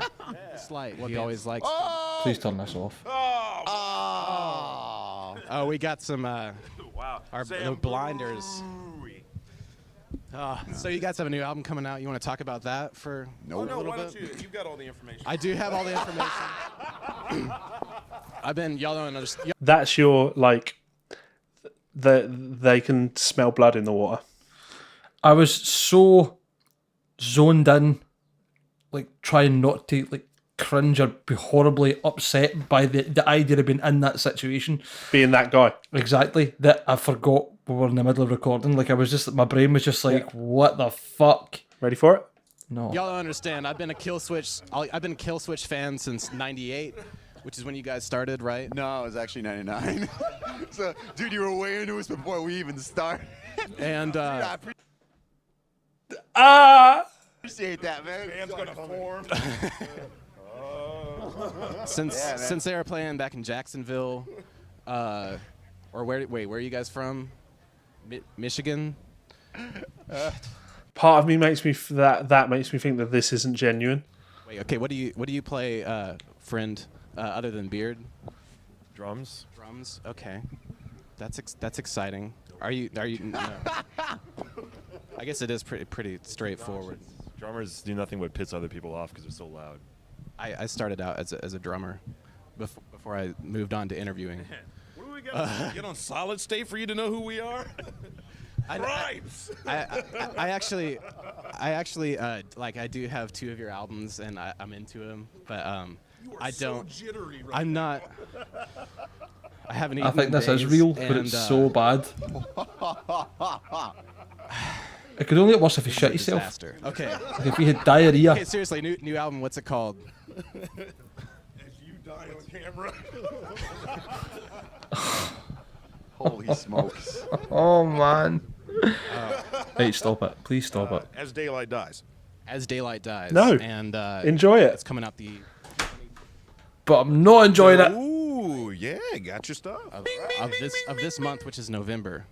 And does it sound a lot different than your other albums, or What do you this album sound like?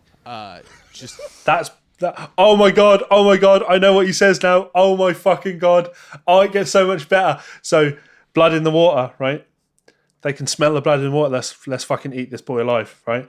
This moment, this is where he decides to fight back. What does this album sound like? just kind of like a Pantera ripoff, I think. Yeah. So that just more Pantera riffs. That's cool. This is getting This is hopeless. You guys have the best shoes of any metal band I've interviewed. Are you on tour with Shadows Fall? Yes. I just not. Unbelievable. Who the crap is this? For a month ago. I actually heard your shock when the microphone came. It actually picked up astonishment when you went in front of I feel like I've gotten no information from you guys whatsoever. I feel like anybody watching this is just going to be watching me cringing and dying inside for this guy. Here with all the remains, bury your dead in 2 cents. Oh, okay, cool. How long have you been out on tour? I mean, on this and This is second show. Second show. Okay, we're well, that's great. You guys like probably you don't even have any like stories about like crazy stuff that's gone on. I've seen this video like so many times over the years, and I'm fucking dying just watching it, like absolutely dying. Second show. That's kind of boring. Well, they've got stories for the tour now. Did you vote? Huh? Did you vote? What? Huh? Did you vote? The Oh, ballot. did you vote? Did you vote? Are you a citizen? I am. Okay, but you didn't vote What? in the elections, the midterm elections. Elections? There were elections a couple days ago. I've got to stop it. That's just I'm absolutely. Why would you start asking somebody about whether they voted in like a political debate or a political election? I don't know. We randomly talk politics on this show. But you and I are having an actual conversation. I'm not just approaching you backstage before your gig and what's supposed to be some sort of interview for fans of the band and just verbally assaulting them. So that is, that going into that interview with those guys, I tried to make reference to this interview, like before we were filming, just like having a bit of a laugh, trying to have a bit of a laugh and being like, oh, I know you guys like to go tough on your interviews. Do you guys remember that clip of you with that guy who was just like the worst interview of all time? And they were just like, no, what are we talking about? No. Then I'm sat trying to ask these guys questions, and I'm like asking Adam all these really planned questions, like really planned questions. Maybe they thought you were going in there like to try and be like, not like a shock journalist, but like you were bringing that up because you were going to try and put them on the spot for doing it. Well, but I wasn't. I was asking really good questions, like talking about Adam and his history in production. I'll never forget it, like the history in production. I was reading off all these albums that he's produced, paying him all these compliments, saying like, it would be very fair to say that you have been integral in the direction of modern metal and the progression of sound in modern metal. And could you talk to us about what it was that drew you into production as much as it has? And like paragraph question, and he just went, no, not really. I was just getting like one word, one sentence answers out of them. I'm like, cool, this is a waste of my time. So Trivium, I'll always love them because they made that day not an absolute disaster. That's good. I'd love to sit down with Killswitch again maybe and, get roasted again. It was the worst professional experience of my life. I can only imagine what would happen with them that I've been on here, man. I would just be sitting here like, I don't want to be here. That's enough. Funnily enough, Matt Heafy, recently somebody reached out to him when he was Twitch streaming a few months ago and mentioned Kieran. And said something like, I'd love to see Kieran at a gig or whatever, and tried to get him VIP tickets. For clarification, K-Mac 2021. Yeah, Kieran K-Mac. He's been on here a few times, as you know. Yes. Right, so let's finish up. What have you got? We have Total Guitar from winter 2012. And as soon as I saw the cover, I was like, this one's for me. The A to Z of shred guitar with Paul fucking Gilbert right on the front. Look at him. Just look at him. Ready to go. So, we had a wee flick through this one. There was a couple of things in here we were quite keen to look through. The first thing that caught our eye was top 20 albums of 2012. And we were both like, oh, that'd be interesting. I'm not going to look. Tell me. And I've actually listened to a few of these recently. So, we'll go from... they're not in any particular order, but it looks it. Okay. Number 1, Deftones, Koi no Yokan. So that was, I think, that was the one that you had me... Well... I think Diamond Eyes was the last one I had. We had been talking about Deftones, and I was like, you know what, it's been years since I've listened to them. So let me Spotify them. And I remember I was walking up to the garage to pick up my car, and that was the one I put on. And I had to turn it off after like a track and a half. Didn't do it for me. No, I think Diamond Eyes would have probably been a better option than Koi no Yokan because that's like a follow-up in I'm the not same kind against of the vein of idea it. of listening to them, so I'll give them another go. I think it's really good. I personally, Coin All You Can's not as good as Diamond Eyes, and the last album, Goer, didn't really do too much for me either. Chino's voice just annoys me. He annoys me. He's very Marmite as a vocalist, isn't he? Yeah. You either like that kind of weird, almost ASMR attack that he's got, or you don't. And given that he's taken quite a big part of the songwriting in the last few years as well, that'll be maybe where you don't like it, because he writes more kind of ballady stuff. Yeah, and I think it's also where I am personally, like what I'm looking for when I'm listening to heavy music. I'm after brutal riffs, like brutal punch you in the face riffs, and I don't feel Deftones are a riffy band. They're an atmosphere band. They're a wall of sound band. Yeah. I get you. But I'll give them another go. I don't mind. I think Diamond Eyes is it's up there for me, man. Fucking love that album. Number 2, the Gaslight Anthem, handwritten. No comment. Don't know it. Nah. I don't even know who they are, so they'll not be getting a listen. Number 3, Soundgarden, King Animal. I listened to this the other day. I fucking love it. Bones of Birds is an incredible song. It's beautiful. And anything that's got Chris Cornell singing on it's going to be a winner. Let's be totally fucking honest here. This is one of the albums that I'll put on in the car and I'll pretend I can sing along with. And I don't know the words, I barely know the vocal melodies, but I'll be content just screaming my heart out. Just wailing along, Just making a fucking noise. Number 4, Van Halen, A Different Kind of Truth. It's a good record. I didn't give it a listen. It's a good record. We got David Lee Roth. It's a return of Dave. That's right. That's where Tattoo came from. Yeah, I've heard that. That's the only one I've heard. Yeah. And when I heard that, I was like, Have you seen the David Lee Roth interview on Joe Rogan? No. Oh, mate, it's fucking great. It is fucking great. I've not watched any Joe Rogan in years. I'll need to well worth a watch that one. Really enjoyable. Dave is just a really, a man that's led a life. Oh, aye. Highlights include him talking about his tattoos, because he's got. He's not fully covered, but he's got a lot of tattoos. Yeah.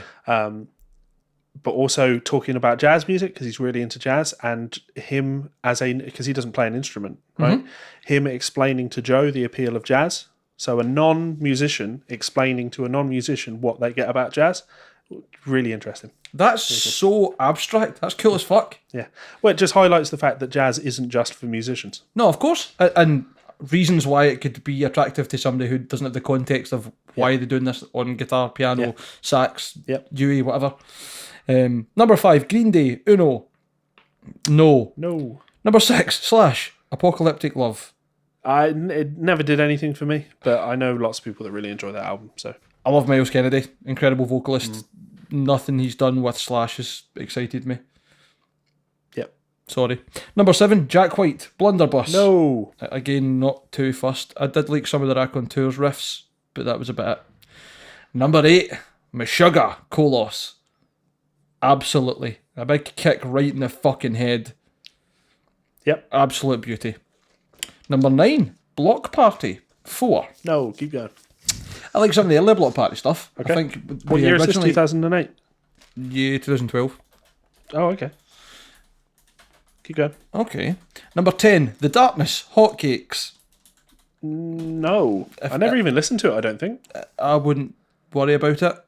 I think the only thing that was worth listening to at that point, actually, Permission to Land, nothing else. No bother about anything else. Number 11, Lower Than Atlantis, Changing Tune. No idea. Alt rock band, don't know them. Yeah. 12, Rush, Clockwork Angels. I've not actually listened to it. I've not listened to anything recent from Rush. I could probably get flayed alive for saying this, but I've never actually gave Rush a listen much at all. Okay. Blaney will be listening to this and want to smash my face in when he sees me. Number 13, Beach House, Bloom. Nope. Scally's a player from the Johnny Marr School of Indie. Instantly, I'm no bothered. My favourite. Sorry.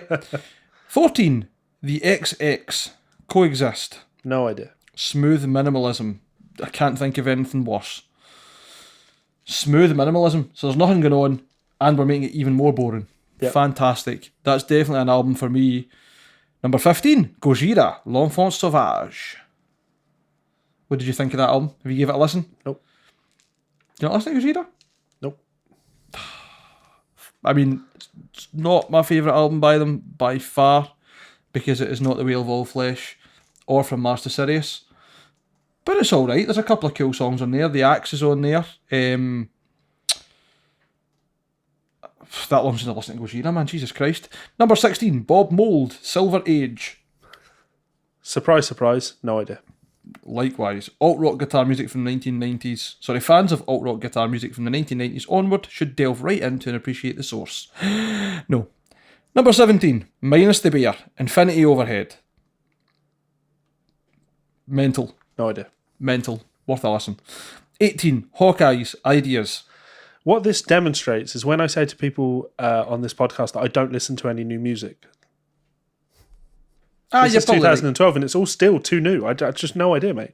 I'm currently looking through lists of everyone else's favourite albums from those years, and I've just not heard any of them. Well, I'll probably tell you quite a few of them. Number 19, Robert Cray, Nothing But Love. Yeah, sure, it's Robert Cray, but it'd probably be alright, but it's blues, so okay, I've heard it before. Number 20, Periphery 2. See, I was just going to say the one that looking through all these that keeps jumping up to me is Periphery. Yeah, it's actually my least favourite Periphery album though. So same as most people, I think, and we know disrespect to them, but like the self-titled first album, fantastic, and then everything after that's at least got something special about it. Yep. Do you know what I mean? That one's got a lot of guest solos on it. It's like got Guthrie on it, and is Petrucci on that? I feel like Petrucci does a solo on that.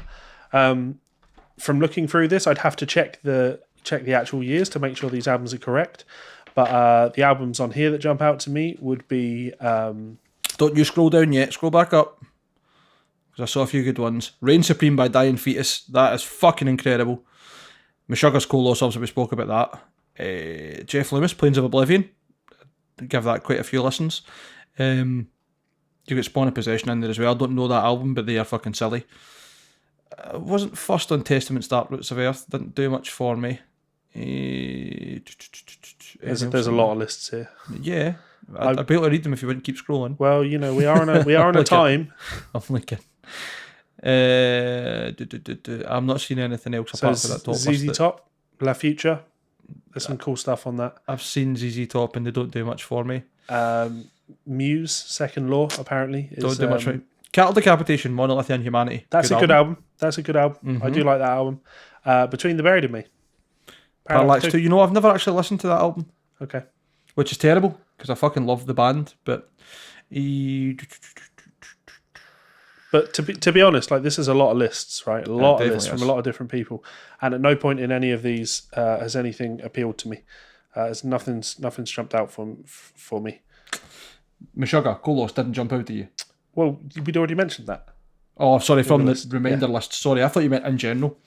So, moving on. Very quickly, we'll go through the A to Z of shred guitar. I was going to say the who's who of shred, but the who's who of being in total guitar.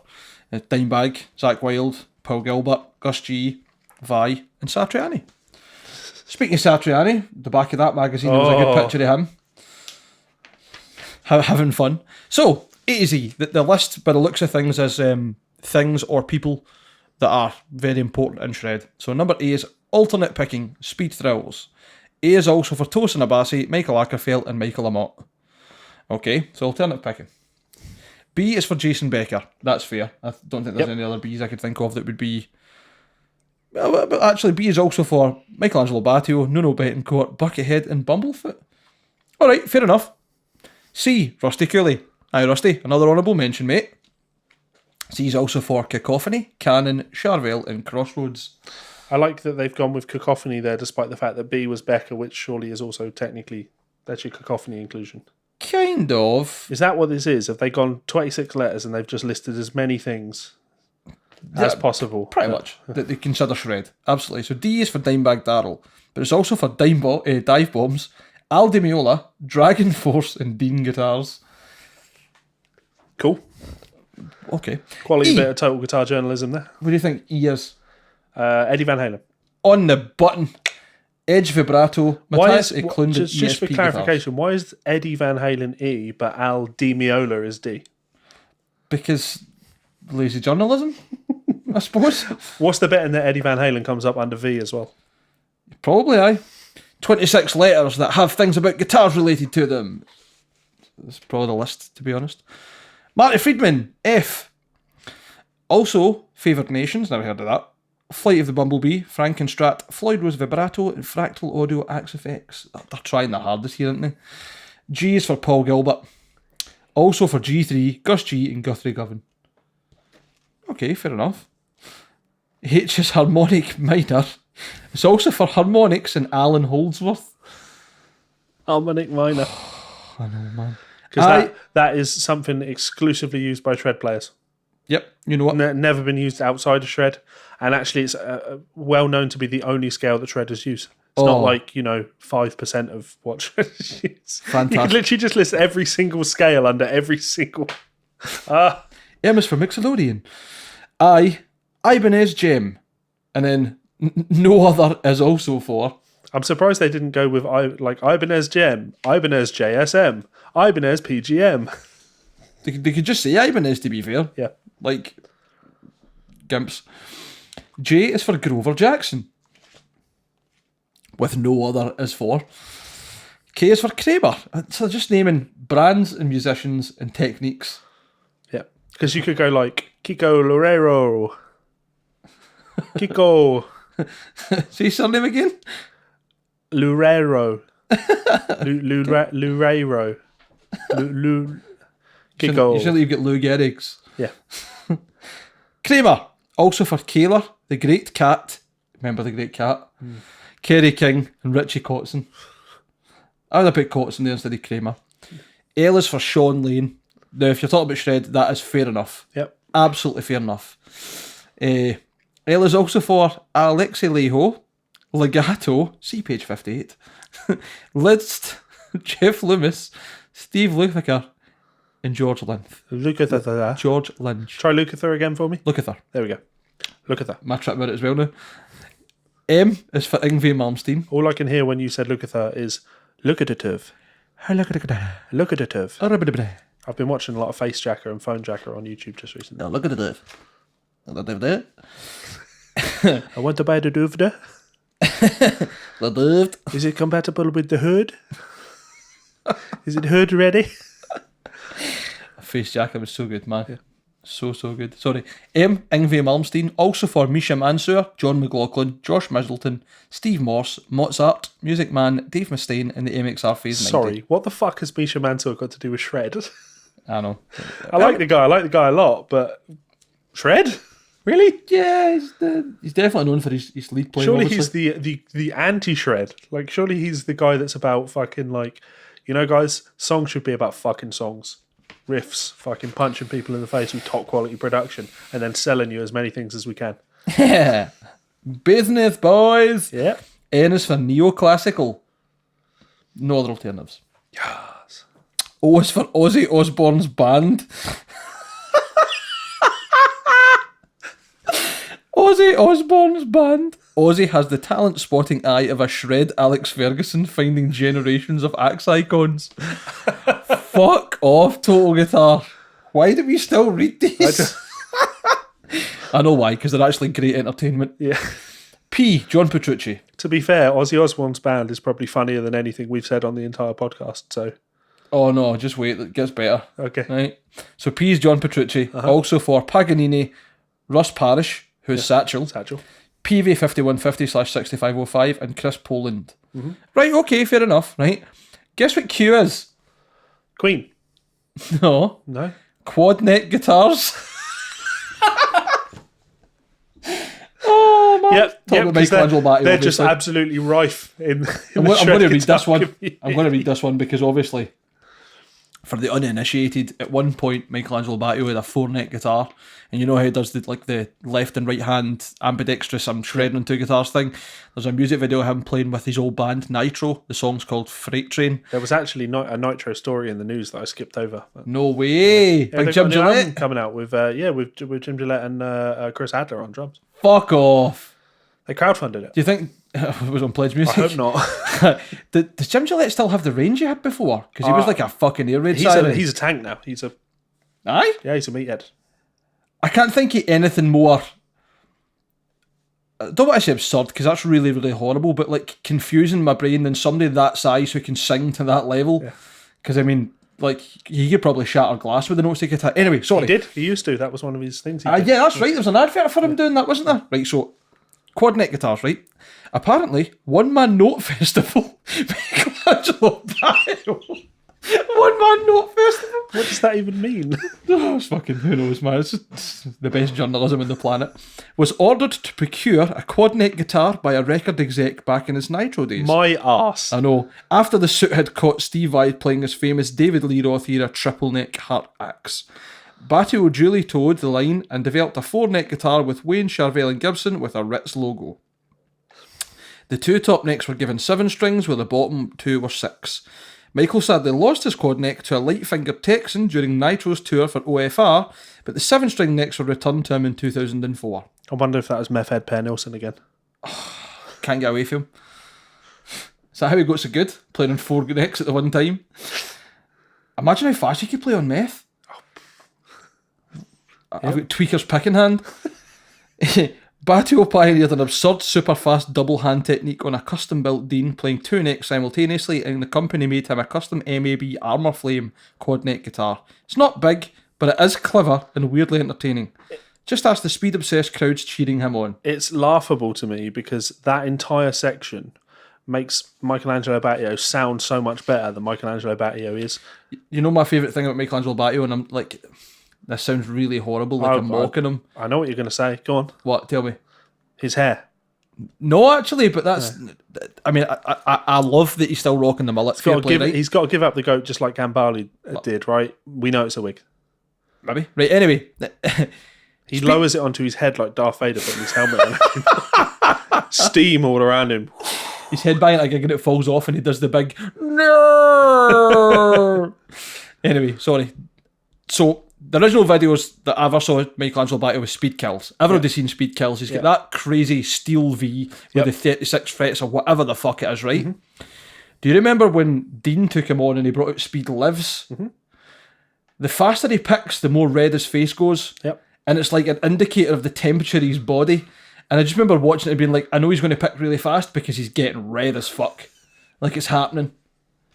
It's coming. I can feel it. And then when he starts doing the over-under silliness, that he's gone. That's him. He's peak beatroot. The over-under silliness where it's mostly open strings. Exactly. Fret a note, play an open string 6 times, fret another note, open... For full disclosure, I understand that it's ironic that I can slag anybody for having a red face. Fucking big Santa cheeks here, right? So I understand that. Yeah. So R is for Randy Rhoads. Yep. Nothing more really to be said, But it's also for Randall Amplification, Django Reinhardt, and Yuli John Roth. What has Django got to do with Shred? I mean, you could very distantly relate it. Well, I mean, he played fast, so he's not a shredder. S is for Joe Satriani. Is it because... Oh, no, his fingers weren't really shredded. They were burnt. Oh, damn it. Carry on.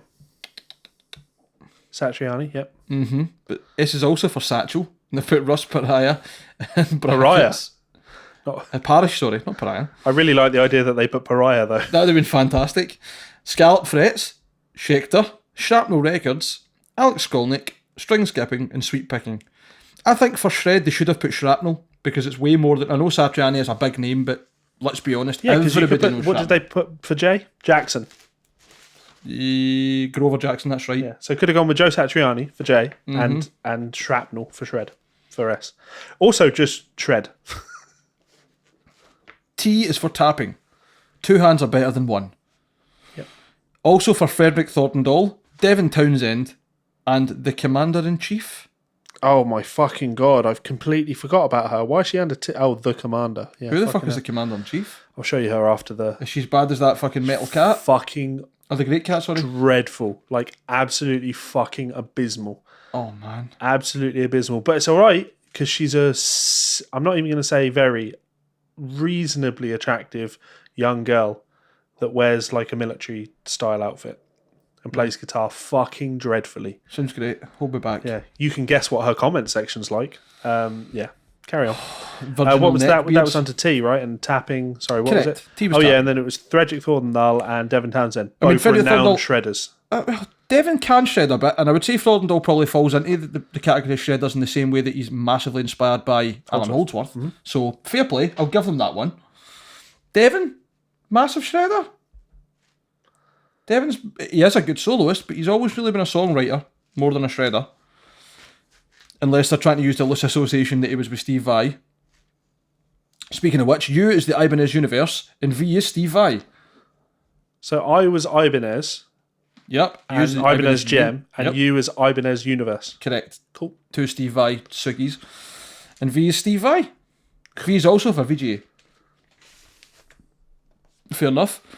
W is for Zach Wilde, but also for Emil Wester. He's a good player. He's a really good player. He is phenomenal. Really outside the box, isn't he? Yep. X is for Phil X. Who else are they going to get? Do you know what I mean? Oh, Y is for Yngwie Malmsteen's Play Loud Fender Strat. Symphony X. Fair play. Fair play. Fair play. Would have been better than Phil X, quite honestly. Zach Wilde might look like a Viking, but he plays guitar like a keyhole surgeon. Zach Wilde isn't even on this page. He is, he's there. Oh, sorry. Like, I'm looking at Zed. Zed's Frank Zappa. Zach plays guitar like the opposite of a keyhole surgeon. He picks like this. He's like, ah! Zed is also for Dean Zielinski. So, I mean, that list was hot garbage. Right in the fucking bin. What's the final thing that you've got, Mark? Wet, fiery, sick was what that was. The next one was the gear page, because there's a couple of actually like interesting bits in here. First thing, PV AT200. If anybody's ever seen these kicking about, these were pretty fucking cool. Gimmicky but cool. So this was a guitar with an auto-tune system basically built in. So let's define what it says. While pitch correction technology in guitars is nothing new, the PV-AT200 offers flawless tuning and intonation in the lowest price package we've seen yet. Yeah. Within the solid basswood body of an otherwise unremarkable rock guitar lurks a slab of Antares auto-tune circuitry, the same stuff that helps hairdressers with delusions of grandeur sound like they can sing on TV talent shows. Total Guitar, who are you to take a dig at anybody? Behave. You've got Dragon Force in there. They are the equivalent. You named them as something to do with Shred? No, the computer game noises. At this point, you old school guitar geeks are probably itching to smash the AT200 to smithereens with your clubs of righteous indignation. Well, listen up. The onboard Antares technology only corrects your tuning, not your mistakes. You still have to be able to play guitar. So, I'm not going to read the rest of this. I've gave it 4 stars. But this... Did you ever try one? No, I never tried one. I'm not going to lie. Like, the idea of it, I wasn't into it. I was in a band previously called Agonised Deformity. I played bass, and 2 of my friends played guitar. One of them had one of these guitars. He bought one for the band, actually, and for other music projects he had. And we tuned to drop A, so it was quite heavy stuff, right? Higgy turned up with this guitar in standard, and I'm like, what the fuck are you doing? And he's like, no, watch this. So he fretted, like he barred the 5th fret, and on the 7th fret on the low E string, he played with his pinky and pressed the button in, and the guitar instantly, but digitally, was in drop A. So you turned the volume down and it was in standard. It was digital. Fully digital. Wow. And it remembers by what you fret, what tuning you want. You just press the button and it just tunes it for there. So he had his guitar in standard, but if he played it like he was playing all the way down in drop A with a set of 9-gauge strings and a really, really nice, comfortable tension. But it was like perfectly in tune. But also digital as fuck. No, it sounded fucking fine. Like I would tell you if it sounded shit. It sounded good, and it didn't make sense to me. Telling you, to be fair to fucking PV, that's one they got right. It's a shame it wasn't as popular because it should have been. It was good technology. Anyway. So next up we had the Laney TI-100, which to me just looks like they made a couple, didn't sell many, and decided they'd made far too many of the shells, and that's where the Ironhearts came from. Unless the Ironhearts were at this point. Gets 4 stars as well. Tremonti Custom, 5 stars. Very nice. And there's an interesting one. Those are my favourite pickups. Look how, I don't want to say low budget, but like grassroots and indie that advert still looks at that point. And you think you're bare knuckle and they're one of the biggest brands you can associate with guitars and high-end guitars and high-end equipment. If anyone remembers Total Guitar 2008, 2007, all the way through, that you would get adverts for them. And they always looked as if like they were a small indie company, they would do well, but maybe not to the height they've got to now. But it's crazy to look back and see that and think like they had to advertise on a half-page spread at the back of the magazine, and now practically every high-end guitar manufacturer will offer a model with them as standard. Brilliant. Now, the thing that caught my eye the most about the equipment was this page here. I thoroughly enjoy the George Lynch Kamikaze, and people telling me how racist it is. Usually rich white girls telling me how racist the George Lynch Kamikaze is. Mm-hmm. Yeah. I've never had that conversation and I don't want to have it. But as much as I love ESP guitars, and I think that's a cool, interesting model, the reason I am absolutely besotted with this page is I owned one of these Candy Blues RGs. This is the RG3XXV or something, I think they call it, but I had the RGR465M, which I think is just the same guitar with a different model number. I just don't get it. It's like, why are they comparing these two guitars? Why these two? Is it like, tell me the person that is stuck between which of these they want to buy. All right, good point. They're humbuckers and single coils. That's the extent. Well, but see, no, that's got a single coil on the neck and a humbucker on the bridge. That's a stacked humbucker. Oh, okay. That's an ear Norton S. I think the idea is that you've got something that's, it's not even 24 frets, it's just a shredder guitar, super strat, with a trem and some hot pickups. So why the Lynch? Why not, a similar offering from ESP? Because I can't... Nah. Well, let's see what they say, right? Shredding was perfected in the 80s, and manufacturers such as ESP and Ibanez were not slow in creating guitars that juiced up the classic Strat template for electrics with a little more firepower. This month's head-to-head combatants are rooted in this era. The LTD GL200K is the contemporary mid-range George Lynch signature model based on former Dawkins Man's ESP Kamikaze, ESP's first signature model. While Ibanez RG3XXV is a 25th anniversary model, it's also a future-proofed axe based on the Japanese company's archetypical shred machines. Both were built for speed and the topsy-turvy demands of rock and metal, with one eye on affordability. But which is the most deserving weapon for today's shred masters? So basically what they're saying is, people are likely to play roughly the same music with these guitars. Let's put them together. And not unsurprisingly to me, just looking at the spec sheet, the Ibanez wins. Yes. So I do like the LTD, right? I like that they've also got the old style banana cock stock. Yeah. That's so interesting, man. They're so interesting because there's so many models. I just think they're pitched at totally different people. If you're going to do the George Lynch thing, and I don't want to. I don't even want to touch it. If you're going to do the George Lynch thing and compare it to something, compare it to a budget Steve Vai model. That's fair. It's another signature of some sort. Yeah. Or compare an Ibanez player's guitar to an ESP player's guitar. But people that buy that guitar are George Lynch fans. There's never been a single person that's bought that guitar that wasn't a George Lynch fan. There's never been anybody that's ever bought any George Lynch's guitars that haven't been a George Lynch fan because they are so niche. I have to be very careful with this because I got a lot of shit in the past for talking shit about George Lynch. I am not a George Lynch fan, not in the sense that I don't like him. God, here it comes again. What? I'm going to get attacked from people online. Well, no, I'll get attacked. Right. I've never listened to much of George Lynch's stuff. Anything I have seen doesn't do anything for me. Yeah. Mr. Scary? Yep. Nah, not so much. Yeah. Anyway, you're right though. You're pointing out why are they comparing these two guitars? Right, the LTD, right? Given it's got a Floyd Rose special, right? So it's a better bridge than the Ibanez, at least in terms of trying to stay awake. You want to move on? Is it boring you? No. Mate, it's 12 o'clock and you've had me up since 9 o'clock to do a podcast. Like I don't. You've been up this is that. Usually when I'm getting up. Lazy bastard. I mean, I didn't go to bed to 2:30 and I was up at 7:30. And this boy's complaining. Anyway, yeah, the stock pickups on the LTD are just LTD's own, whereas the Ibanez has got DiMarzio. Yep, a DiMarzio, Air Norton S, and a deactivator. Yeah. If anybody, not that there will be, anybody that listens has ever watched any Party Cannon stuff, before I was playing my Ormsby's, my main guitar for about a year and a bit was actually a red RGR, exactly the same as that, same pickup, same hardware, the lot. The only difference being the model number. And I still have that guitar, and it's fucking phenomenal. And I had a blue one, as I told Levi, but a friend of mine's got it. Do you want to have a wee laugh with the Joe Satriani bit at the end of that magazine before we Call it a day. See, I was just going to throw that behind me and say, but we don't care about what you used to play because we care about what you play now, and then You're do a nice right. little closing splash for Ormsby. But actually, yeah, that.